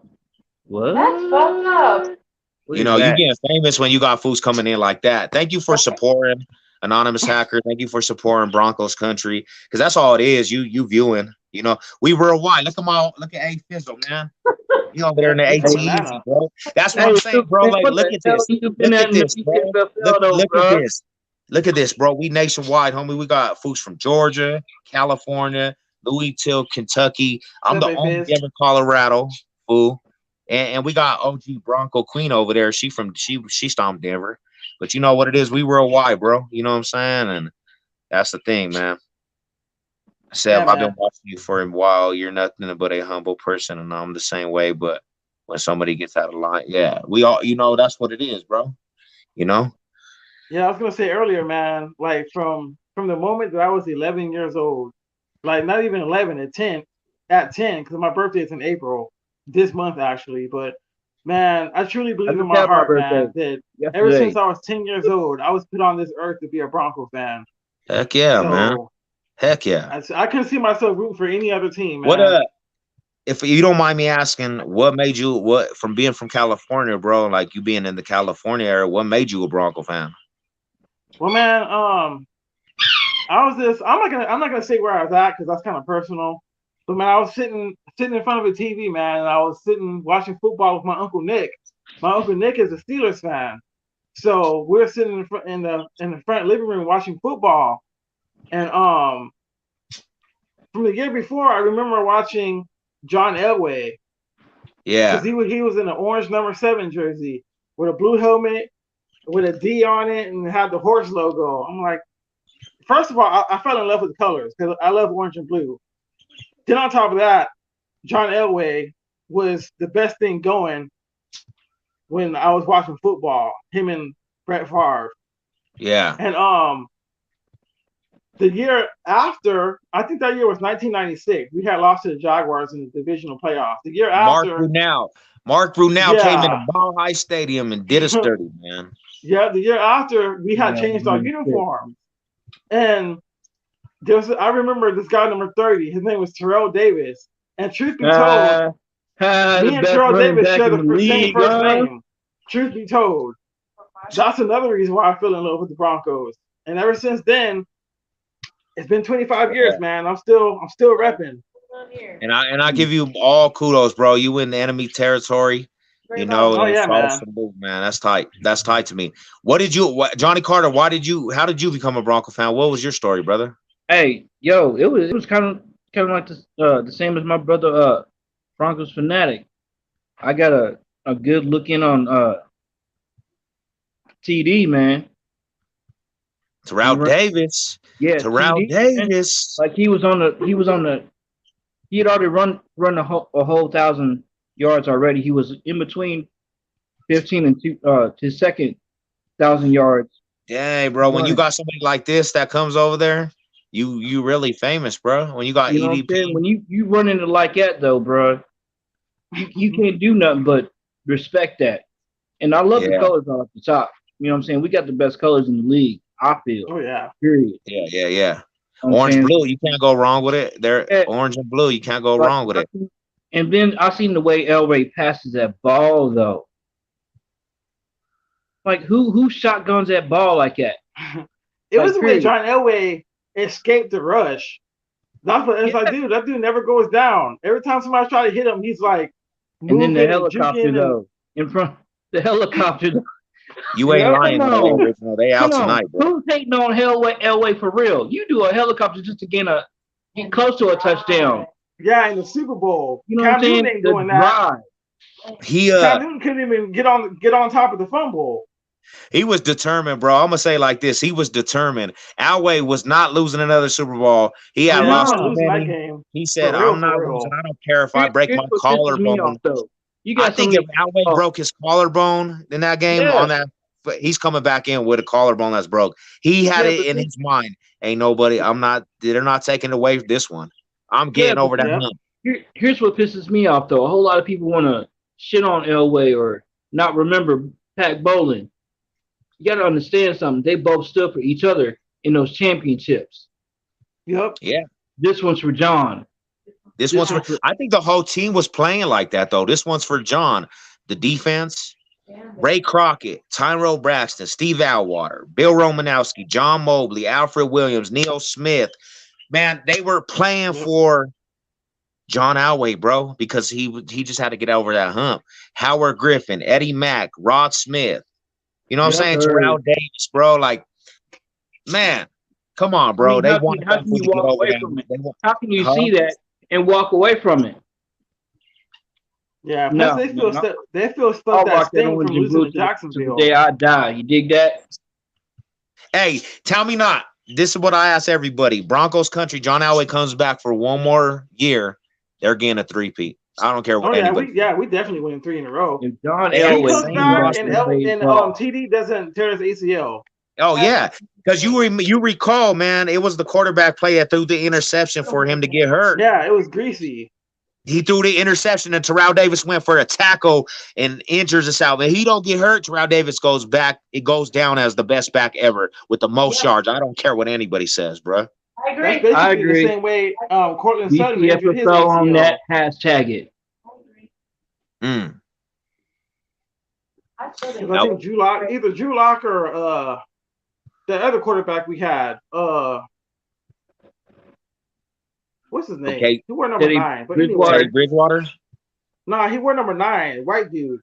He Case came over Keenum, from Flacco, Paxton Lynch, Brock Osweiler. Yeah, he threw that either Driscoll or Driscoll. Or Locke. Yeah, threw Driscoll. That interception, and Cortland Sutton tried to make a tackle, and that's when he tore his ACL. That was the second game of the season. Second game of seasons was Cortland Sutton. That boy, the whole season. That boy, who's that dude on the Steelers? The Ward or whatever. What is his name? He was eating up our offensive line though. They all were. TJ Watt. Yeah, TJ Watts. I'll be right back. That dude's a monster, man. I'll be right back. You still gotta tell me where he got that shirt though, bro. You talking about this shirt? Or are you talking Where about did you Sev? get from Fanatics? This shirt, this was actually a gift from my sister-in-law. Okay, so she didn't tell you. No. I can't complain. It's Broncos, so Yeah, you know, I ain't mad at you. yeah. Shit, you did how you got Yep. it. Hey, but Seb is a collector though, like on all fronts. You can go to his house and he's got shit on his walls, shit in his closet, everything. Yeah, man. He's I bet, fluent. man. He's I'm fluent. thinking about getting me some stuff in my room because I've been trying to redecorate my room and shit, so I'm trying to get some memorabilia to display them in my room, like more Bronco stuff. Me and my girl, we building back up. We got some shit, but we need some more shit. Yeah, You know what I'm talking about? I hear you. It's been a while, man. We building, but we gonna get it right. Shit. Was you around in the G Plus days? I was. Yeah. I came around like I don't know how many years Sev was running it, but yeah, I came across it. And, I was in there for like a year, and then yeah, that's when I put more focus on my YouTube and my Twitter page. Okay. Yeah, I forget what year I was around, but like I was around in the beginning of it all. You know what I'm saying? Okay.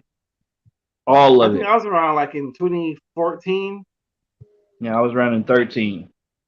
Okay. Yeah, like when it popped off, and I was there with it. We was rocking with all of them. We went to war with every fan base. Every fan base man. came through.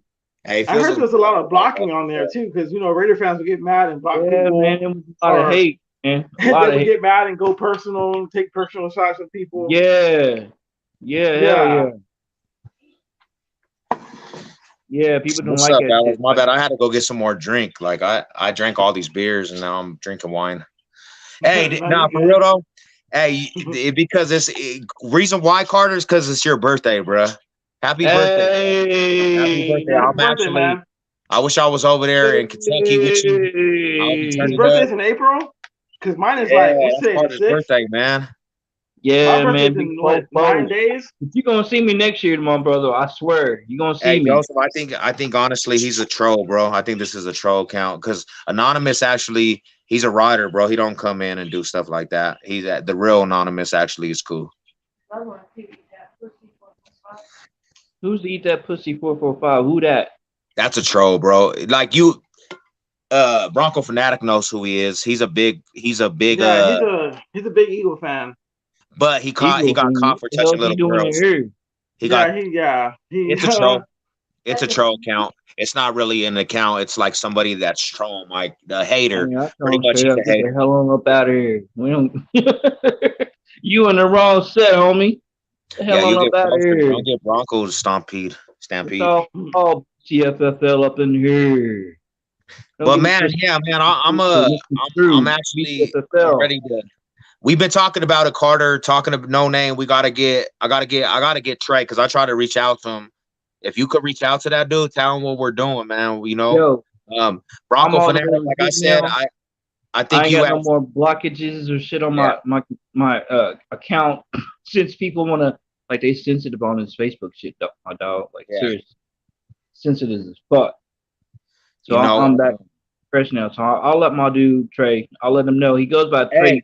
If you could get a hold of like Angie, bro. If you could get a hold of Joe, old school Joe, that would have the tattoo. Yeah, all the Cali homies. He over there in Cali. Joe's from Cali too, and Angie's from Cali. They're all from Cali. They're all Cali Bronco fans. Like they could actually link up, bro, and watch some games. So I think they live in your area, Bronco Fanatic. Okay. But Bronco Fanatic, yeah, bro. Like, to be truthful, you had left the Google Plus days. You had left early, bro, and we started actually becoming a super tight knit community. Where, bro, I went to go live in Kansas City, Missouri with Trey. I lived at that fool's house. Remember when I left out there, Johnny Carter? I remember. Because I was out that way too. We were trying to link up. Yeah, he in Kansas. I went to go live. Like we're all brothers. I mean, like I think you left a little too early, Bronco fanatic. You would have seen what we talked about because Foos was getting tattooed. Trey got the hat with the Bcffl symbol, and that's why like TTC didn't really know what it was, but I was pushing it. We still push it. Like all of it. They got a Facebook Bcffl. You know what I'm saying? Okay. Fools are still buying it. And we did. I don't know if you were a part of it, Bronco fanatic, but you remember Google Plus because you was in there. Yeah. We would overtake people's communities after a while. Like it would be all of us. Yeah, I know. We was kicking ass, my dog. We was taking rights to everybody's communities, and that's what bonded us because one of the homie would go to war, and it would be like 3 of the Bcffl members on that fool's head. Even if it was a Raider fan, a Patriot fan, like we took ownership to shit, bro. And that's what once Google Plus got taken down, we tried to rekindle that, but it was like everybody didn't have Facebook. Everybody moved out, and everybody was like, we don't got Facebook. Like everybody missed the Google Plus format.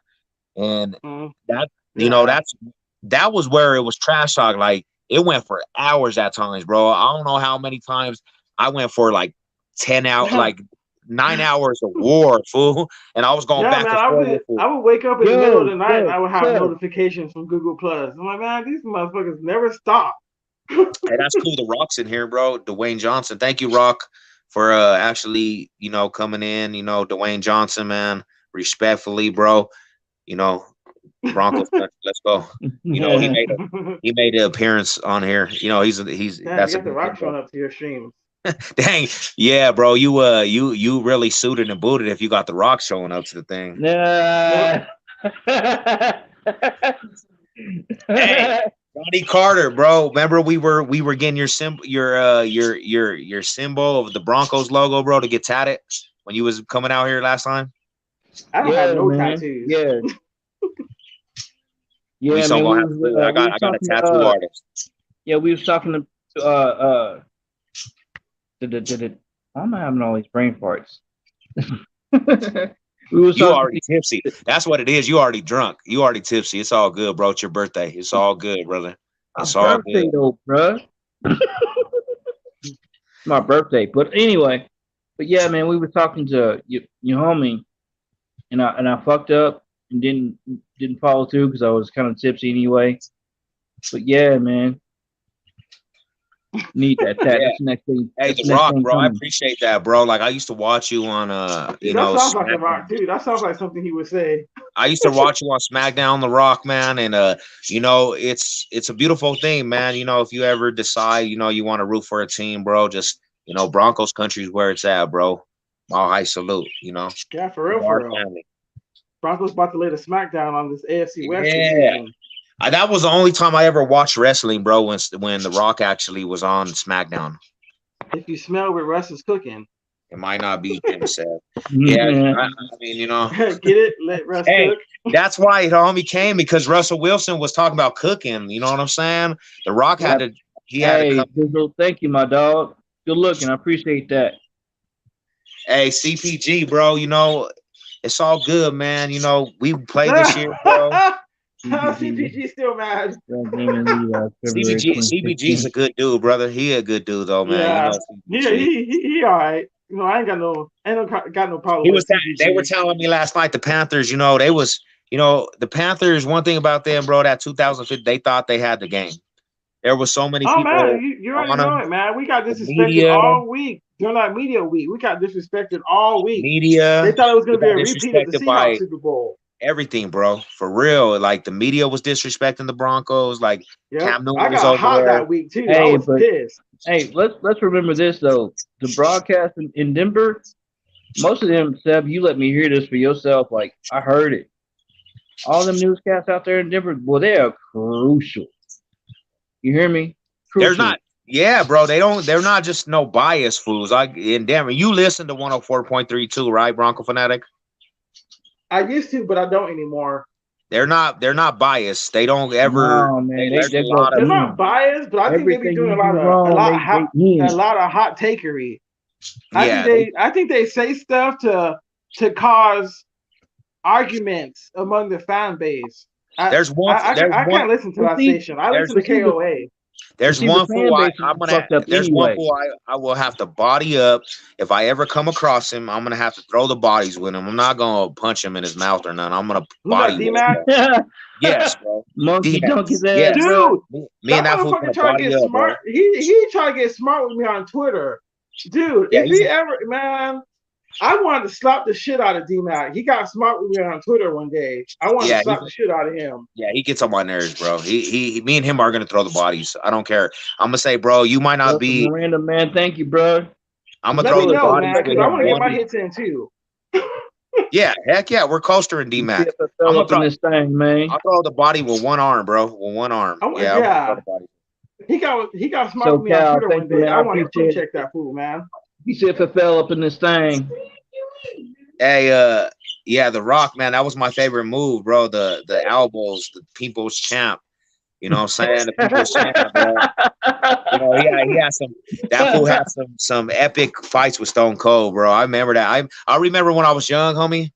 I used to get pizza boxes from Blackjack and like hit Route. You know my brother Route Carter. You know him. Yeah, you came over. But we used to play SmackDown, bro. You met the whole family. Did you meet my sister Alicia? You met her too, didn't you? No, I didn't meet your sister. I met Rock. I'm not Rock. I'm sorry. I met your two brothers, your mom.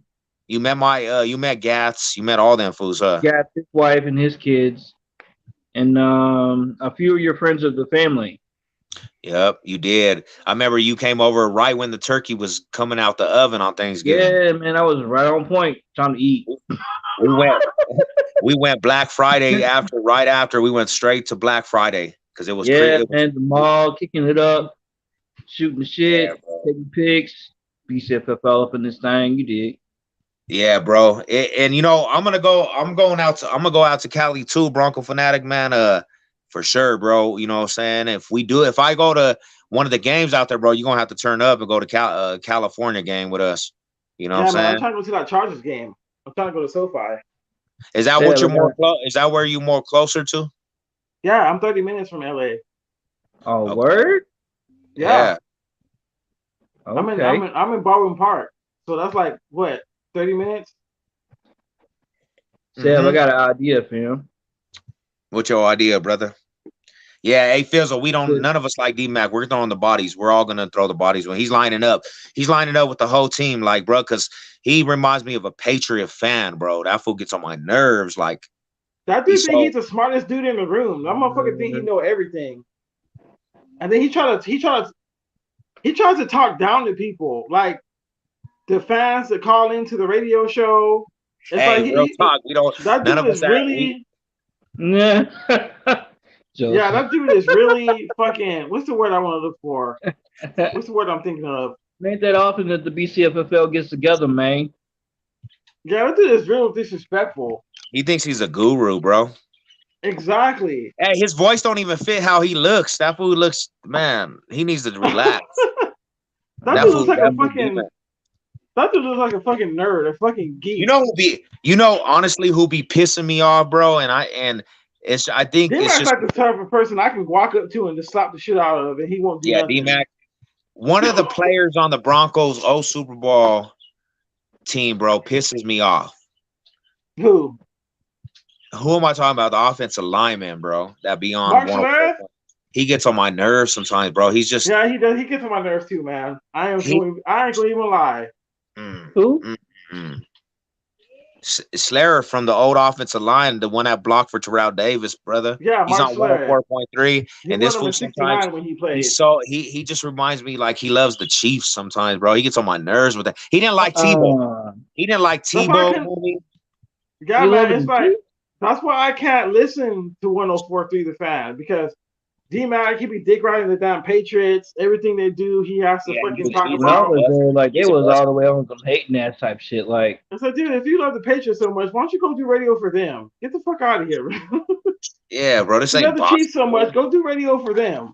Yeah, when we went to the Super Bowl, bro, he chose the Patriots to win us in the playoffs. Yeah, D-Mac. It's like motherfuckers in Denver radio, they be trying to hype up the ops more than the home team. Oh, bro, I used to try to go to to the 104.3 for my Broncos fix, and I can't even go over there half of the time. But now out here, bro, it's like everybody's like they're all just sucking Russell Wilson's penis. Well, I mean, I understand why, but it's like it ain't the same tune as it was last year. Like last year, it was like we're losing every game. There's no way to even go in this game plan. We suck. Now it's like 104.3 the fan. I stopped listening to that radio station like 3 years ago. Too toxic, man. Too toxic. And then this dude, I don't know if you know about him, but his name is James Marilat. Hey, check out what he works for that station too. He be having the dumbest takes ever. Justin Miranda's on some real shit right now. Yeah, they always been feeling like that. Patriot fans feel entitled, but they will never ever. That's Chiefs fans now, though.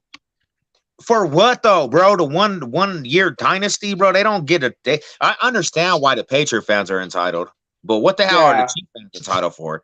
They what are they entitled for? They got Pat Mahomes' dick in their mouth. They can't see anything past that. They think they're entitled to greatness because they have Pat Mahomes.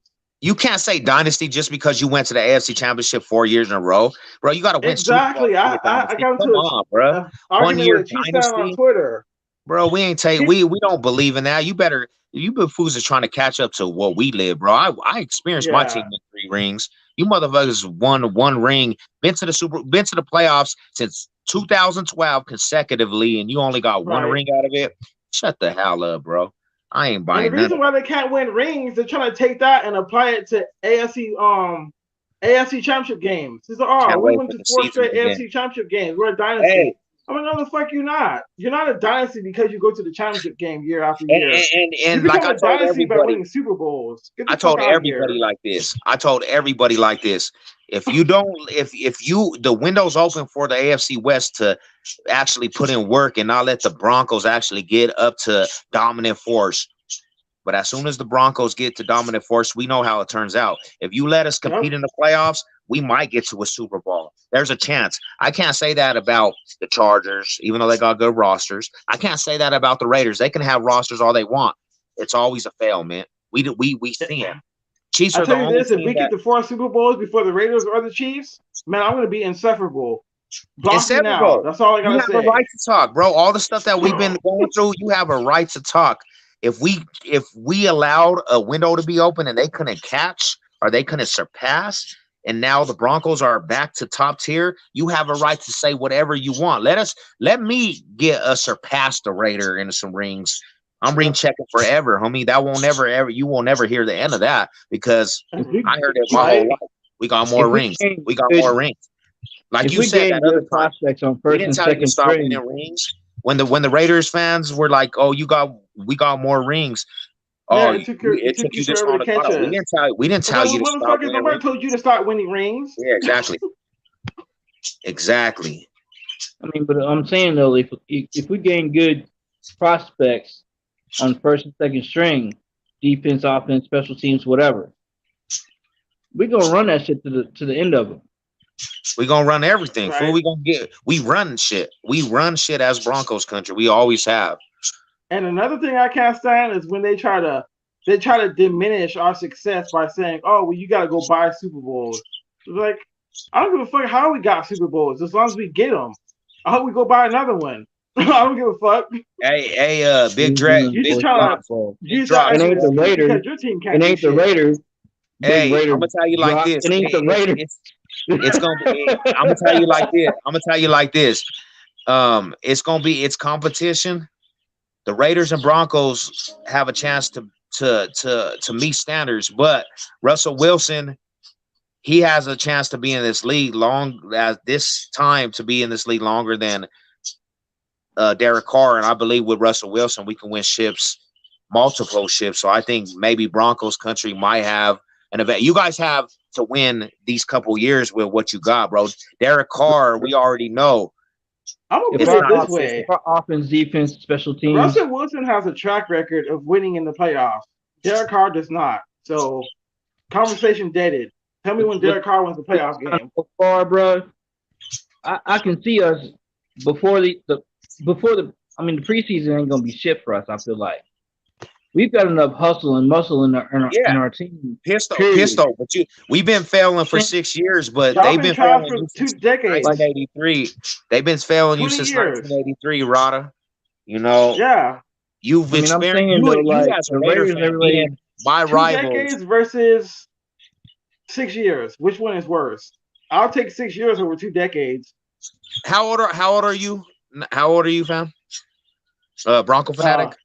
I'm 35. How old are you, Carter? I'm 44 today, my dog. Hey, check this out, though. Everybody on this panel has watched our team win 3 rings. Pistol, how many rings you watched your team win? Now, you know what I'm saying? This is the thing about this, man. And we're not talking about VHS tape either. Though? I'm talking about in the physical form, live Pistol who? action. We're not talking about VHS. VHS don't count. VHS, man. We grew up on the VHS. What you talking about? Like I told Ash, bro, we didn't really win a lot of teams, so that's not saying talking much. about you ain't got no 8-track. We did. The only team we did win, though, y'all with can't that, beat us. with You can Vic believe that if you Fangio, want to. That's not the only reason why we fired Fangio. We fired him because of his in-game adjustments, because he couldn't fix the offense, even though he hired the offensive coordinator, Todd Shermer, that couldn't do shit. We fired him because he had a terrible record inside of the AFC West, not just because he couldn't beat the Raiders. I mean, if we fired him because we couldn't beat nobody, we would have fired his ass because he couldn't beat Kansas City, not the Raiders. So you missed me with that one, check this out, though. You know, as a Raider fan, you experienced my team win 3. You ain't experienced your team win 1. So Raiders fans want to take credit. How many years, too? How many years? Out. And it's over with, man. That runs over with. I'm sorry to tell Raider fans. I'm sorry to tell Kansas City Chief fans. I know we always beat the Chargers, so I'm not even talking to them. But that runs over with, man. It's a new day and age in Broncos country. We are coming for what we deserve, for what we own, bro. Fools are trying to catch us in Phantom. Let's go. That's the one team we didn't have a losing record against under Fangio. Let's go. My riders in here. What's up, Pistol? Now, Bronco fanatic, aka my homie Mushmouth in the bottom right corner there. I'll give you one thing right. You was right about Gerald McCoy. He got hurt in like 1 game. You called that one, so I'll give you that one. But we gotta sweep y'all again, and just know for the fact you've never ever beat the Las Vegas Raiders. 74-50 all time. Come on, y'all are playing catch up.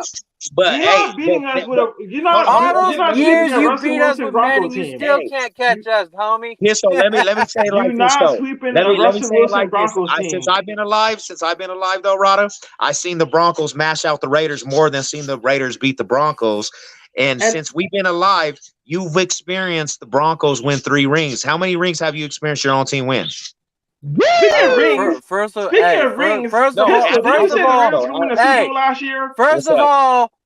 First of all, I've only seen y'all win 1 ring. I was not a football fan in 97, 98. But you were alive for it, though, right?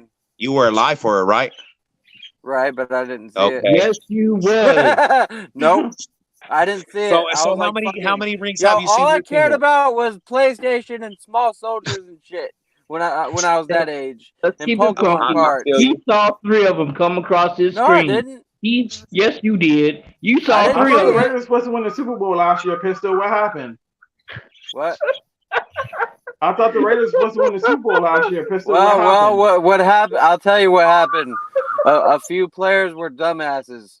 AB got his feet burnt or something. That's what happened. That's what No, that was 2 years ago. That was 3 years ago, Steph. Oh, okay. Fuck Antonio Brown. And Antonio Brown is a kook anyway. Look what he did. He did He took his fucking shirt off in the field. Antonio Brown, no. He did. Hey, cheers to the homie Pistol, though, man. He represents hard. Cheers to the homie Pistol. He's a rider. But yeah, bro. Better insults, though. You know this logo. Bushmouth is kind of stale. Yeah, but that's original. I gave you that name. Yo, I've been calling you Mushmouth since 2014. But now we got a weapon. We finally got a weapon. Hunter Renfrow. I'm gonna keep it 100. Hunter Renfrow is not a top tier receiver. We made him better than what he looked. but he improved. But now we got a top tier receiver in Devontae Adams. Now we can throw the fucking deep ball, Carr. No more of this 3rd and 16 screen passes, bruh. You got to throw that bitch deep. I don't want to see no. Well, let me ask you a question. So I got a question too. If Carr don't succeed with your boy Adams over there, is he gone? Are you throwing? Yep, you have to get rid of him, right? There's no excuse. It's time to move on. And then, if Carr leaves, confident with our wide receiver core or the defense versus your Adams? Are you confident? Yes, I'm confident. I don't know why, but I will say this: you guys do know how to stop the run. So we gotta against throw the Raiders, ball. man. Y'all been kicking our asses with the run game. Hey, Histo, this is what I gotta say, bro. If Carr leaves his career with Tim Tebow having more playoff wins than Carr, you just gotta, you literally have to just give it up to Broncos country, bro. Tim Tebow at this point has more playoff wins than Carr. Yeah, y'all got lucky on that game. You understand that Mark Sanchez has more wins than Derek Carr and playoff wins than Derek Carr. Mark Sanchez. You hear what he's saying, Mark Sanchez. Hey, for the first 2 years, Mark Sanchez was good. Okay, so that's invalid. He didn't start fucking up until 2012. Right after that butt fumble, he started fucking up. They put more of the offense on him. His first couple years, he was a bus driver. And I was a fucking USC fan. I'm a USC fan. USC quarterbacks never work out in the NFL. Name me one USC quarterback that has succeeded in the NFL. Carson Palmer was pretty decent. Invalid. You gotta explain that to me. I'm sorry. I'm not sorry, but you have to explain that. Explain what, Johnny Carter? How? Will you say he was invalid? No, he was invalid after his 2 years. After that butt fumble, he was I'm talking about Mark Sanchez. The first 2 seasons, he's been to 2 AFC Championship games, and ever since butt fumble, he ain't been shit. Mark Sanchez was a game manager his first couple years. It was mainly the defense. But we didn't keep him a whole year, did we? We didn't keep him. No, you guys cut him in preseason. You didn't even give him a chance. He said Herbert and Carr got the same amount of playoff wins. Pistol. Herbert's never been in the playoffs. Yeah, that's true. We literally was gonna say, oh, we'll let you in the playoffs. Just kidding. We won.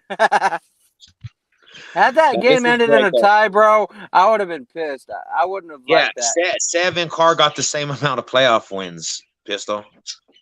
7 Carr. Yeah, I got no playoff wins, and Carr don't have a playoff win either. So we amount to the same level, bro. And then there's no excuse with your receiver core. You're right. He got a weapon, but is he gonna be the same without Aaron Rodgers? Yes, because they used to play in Fresno State. We'll see. It's gonna be a great season. And Fresno State has had 3 quarterbacks in the NFL, and all of them have been hot garbage. Trent Dilfer being one of them. The homie up here said dynasty. Don't say that, Drox. You know that's not a true statement. That's not the opinion, bruh. I think we gotta break this fucking 2-way Super Bowl tie, bro. It's driving me crazy. Why? If we get the break it. Bro, check it out. Hey, Pistol, I'm gonna break it down to you like this. Check it out. You had a dominant teams in the 60s, 70s, 80s, right? You managed to win 3 rings. That's like 2 decades. So, hey, peep this game though. When Broncos started winning their rings, you had a 3-point head start on us. You had 3 rings, we had 0. Right. We didn't tell you to stop winning rings, bro. You guys just recently started tying it up. Raiders needs to stop winning rings. Nobody told you to stop winning rings. We caught you. Now, if we pass you with that 3-ring head start, that's not a good look for the Raiders, bro. No, it's not. And let's be reminded That's why I the root Raiders for have every had better division playoff. opponent to fail. That's not But if you're not the Raiders and you're in the AFC West, I wish you failure. road to 4, baby. Road to 4. We'll Road see to who 4. turns up. We'll see who turns up before. It definitely ain't gonna happen this year. I I like the promise you Broncos' that. chances. They I think actually the have a Bills. quarterback that can win in the postseason. I think the Bills might. I think the Bills have a good shot. What Yeah, the for Bills, this year? man, Yeah, Bills for are this looking year. tough, man. I ain't gonna lie. Yo, they should have beat the Queef shouldn't even be in the AFC Championship. That last year, the Bills should have won that Yeah, shit. if the Bills could play defense for 13 seconds. Or they're just the Buffalo Bills. Yo, you seen that movie Buffalo 66? It explains all the failures the Buffalo Bills had. Oh, 4 years in a row. How you gonna lose 4 You years? seen that? How do you Sev, you not play seen that defense for shit? 13 seconds? I don't get it. All you had was Yeah. 13 seconds and the game was won. 13 seconds. I'm from Denver. And Buffalo That's found a way that. to That's fuck it up. that's that Buffalo Bill shit. Hey, Von Miller went over there looking at all the disappointments, and he said, "Oh, what is that? All the Super Bowl losses, and you know, with us, bro, you gonna come over. That's the Super Bowl wins. You know what I'm saying?" He's like, "Okay, we got to get over that hump, bro." You know, But, Von Miller gonna try to get him a ring. He gonna be You the. know, He you gonna notice be. he went to y'all and got a ring, and then he went to the Rams. One of the best ones Yeah, if he gets one in Buffalo, he's the GOAT.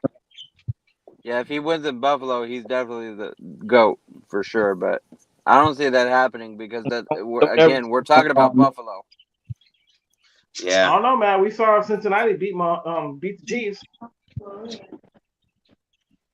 Buffalo Cincinnati Bills beat the Chiefs. Yeah, that was great. Yeah, everybody was going happy for the Chiefs to lose. And the Chiefs ain't got no defense. That's what this division is trying to do. We're trying to bury them in the basement. Let's go, bro. We all have to. We all have to, man. Fuck yeah. Chiefs. I mean, we all hate each other's teams, but we all agree one thing: we all hate the Chiefs in this room. And that Tyreek Hill trade came out of nowhere. Oh yeah, I wasn't expecting that. That caught me by surprise. Though. Yeah, we don't have to. We don't have to. It's funny how Chiefs fans are trying to downplay that, like it's no big deal. Don't they dude, you went from one of the best receivers in football to Boo Boo Smith-Schuster. They can't downplay that. That's their offense. What are they talking about? You don't have to even. Boo Boo Smith-Schuster is going to have more chemistry with Jackson Mahomes making TikToks. Yeah, exactly, bro. Mahomes. It means that the Bears have to come out playing better. It means that the Chargers have to come out defending their position. It means that we have to step up and show up and play the best of our abilities and shut everybody in the AFC West down. We have to. That's the bottom. Poor LA Original down there in the comment section with 0 rings. Poor LA. Yeah, that's. I think Pistols all them fans too, right there, right? Yeah, there you go. You can tell that this dude from Los Angeles down there. Yeah, I'm a Denver native, so I ride with all the Denver teams. He asked me. I'm a California native, and I ride with 0 California teams. Fuck them all. That's good, bro. That's good. I'm proud of you. Hey. Carter over there having a blast. He turned up. No, I know you, bro. We have to try to get Trey in here, bro. He got to start tapping in. You know, we got to try to get Trey, bro. Trey the Rod, man. Bro, you know he married though, fam. His girl was in Bcffl too. She should better tap in too. Key word though, bro. Was. Yeah, I feel it. It ain't the same. I'm telling you, it's me, my baby, and like Trey, and that's it. Yeah, because you know what it was is nobody from Google Plus didn't even really go to Facebook, bro. They went to Twitter. Nobody even remembers the fucking GPS. Nobody, bro. Nobody. They act like nobody remembers the G Plus days. like Oh, on everything. I think a lot of people honestly for some reason was not on that format, but then we were deep in there though too. There was a lot of people Yeah, that was we was, bro. But like, some of these motherfuckers act like they don't even know who you are. yeah, they're weird. Yeah. And like they know where we come from. They know what we rep. They know how we rep. They know we dominant and they ain't trying to hear it. Because most of these motherfuckers nowadays are just some bandwagon ass or fair weather ass. Like, yeah, they want to change up our logos for other teams type shit. Yeah. Yeah, that bullshit. Half-ass motherfucker. Yeah, bro. You know, that's why you just gotta outshine them, bro, and be who you are and know that you breathe it from that factor of realness, bro. Because yeah, man, that's why we rep that the casket drops, man. They don't want to fuck with it. In life, bro, you don't get that authentic people at all in anything people do, bro. People half step in everything they do nowadays. Just not the same generation, you know. Yeah, that's what it is, man. All day. It's like what me and this fool Bronco Fanatic was talking about, bro. The TTC when the Foos first came in, it was authentic. It was riders, bro. Like it was real fans, bro. Now even with the TTC, it's just like there's so many weirdos. There's so many Foos that just are not even built like that. Facts. You know, so half-asses, man. It's a struggle, dog. Man, it's been great, bro. It's been great. I have to get up for work like 4 a.m. So, but I'm gonna end the stream, bro. I gotta get off too, man. My girl's me mad too. at me. She wants me to watch some TV shows. You better go watch Netflix, fool. You better go. Yeah, Netflix and chill. Already, man. Yeah, but we're gonna start doing this every Wednesday, bro, and we're gonna turn up, man, and we're gonna ride this season out. You know what I'm saying? Hey, Johnny Carter, if you could hit a post in there, bro, and just we're gonna rebuild. I'm gonna try to get on Facebook too, homie, and just help rebuild. You know what I'm saying? All right, man. Hey, Carter, man, happy birthday, man. You already know. All right, Broncos Fanatic 97, man. It's good meeting you. It's good seeing you. Bcffl. Hey, Pistol, we're gonna end this, brother. We're gonna do another one though, man. Everybody's in here. Thank you for everybody tuning in. You know what it is. Yes, sir. All right. Salute. Oh boy.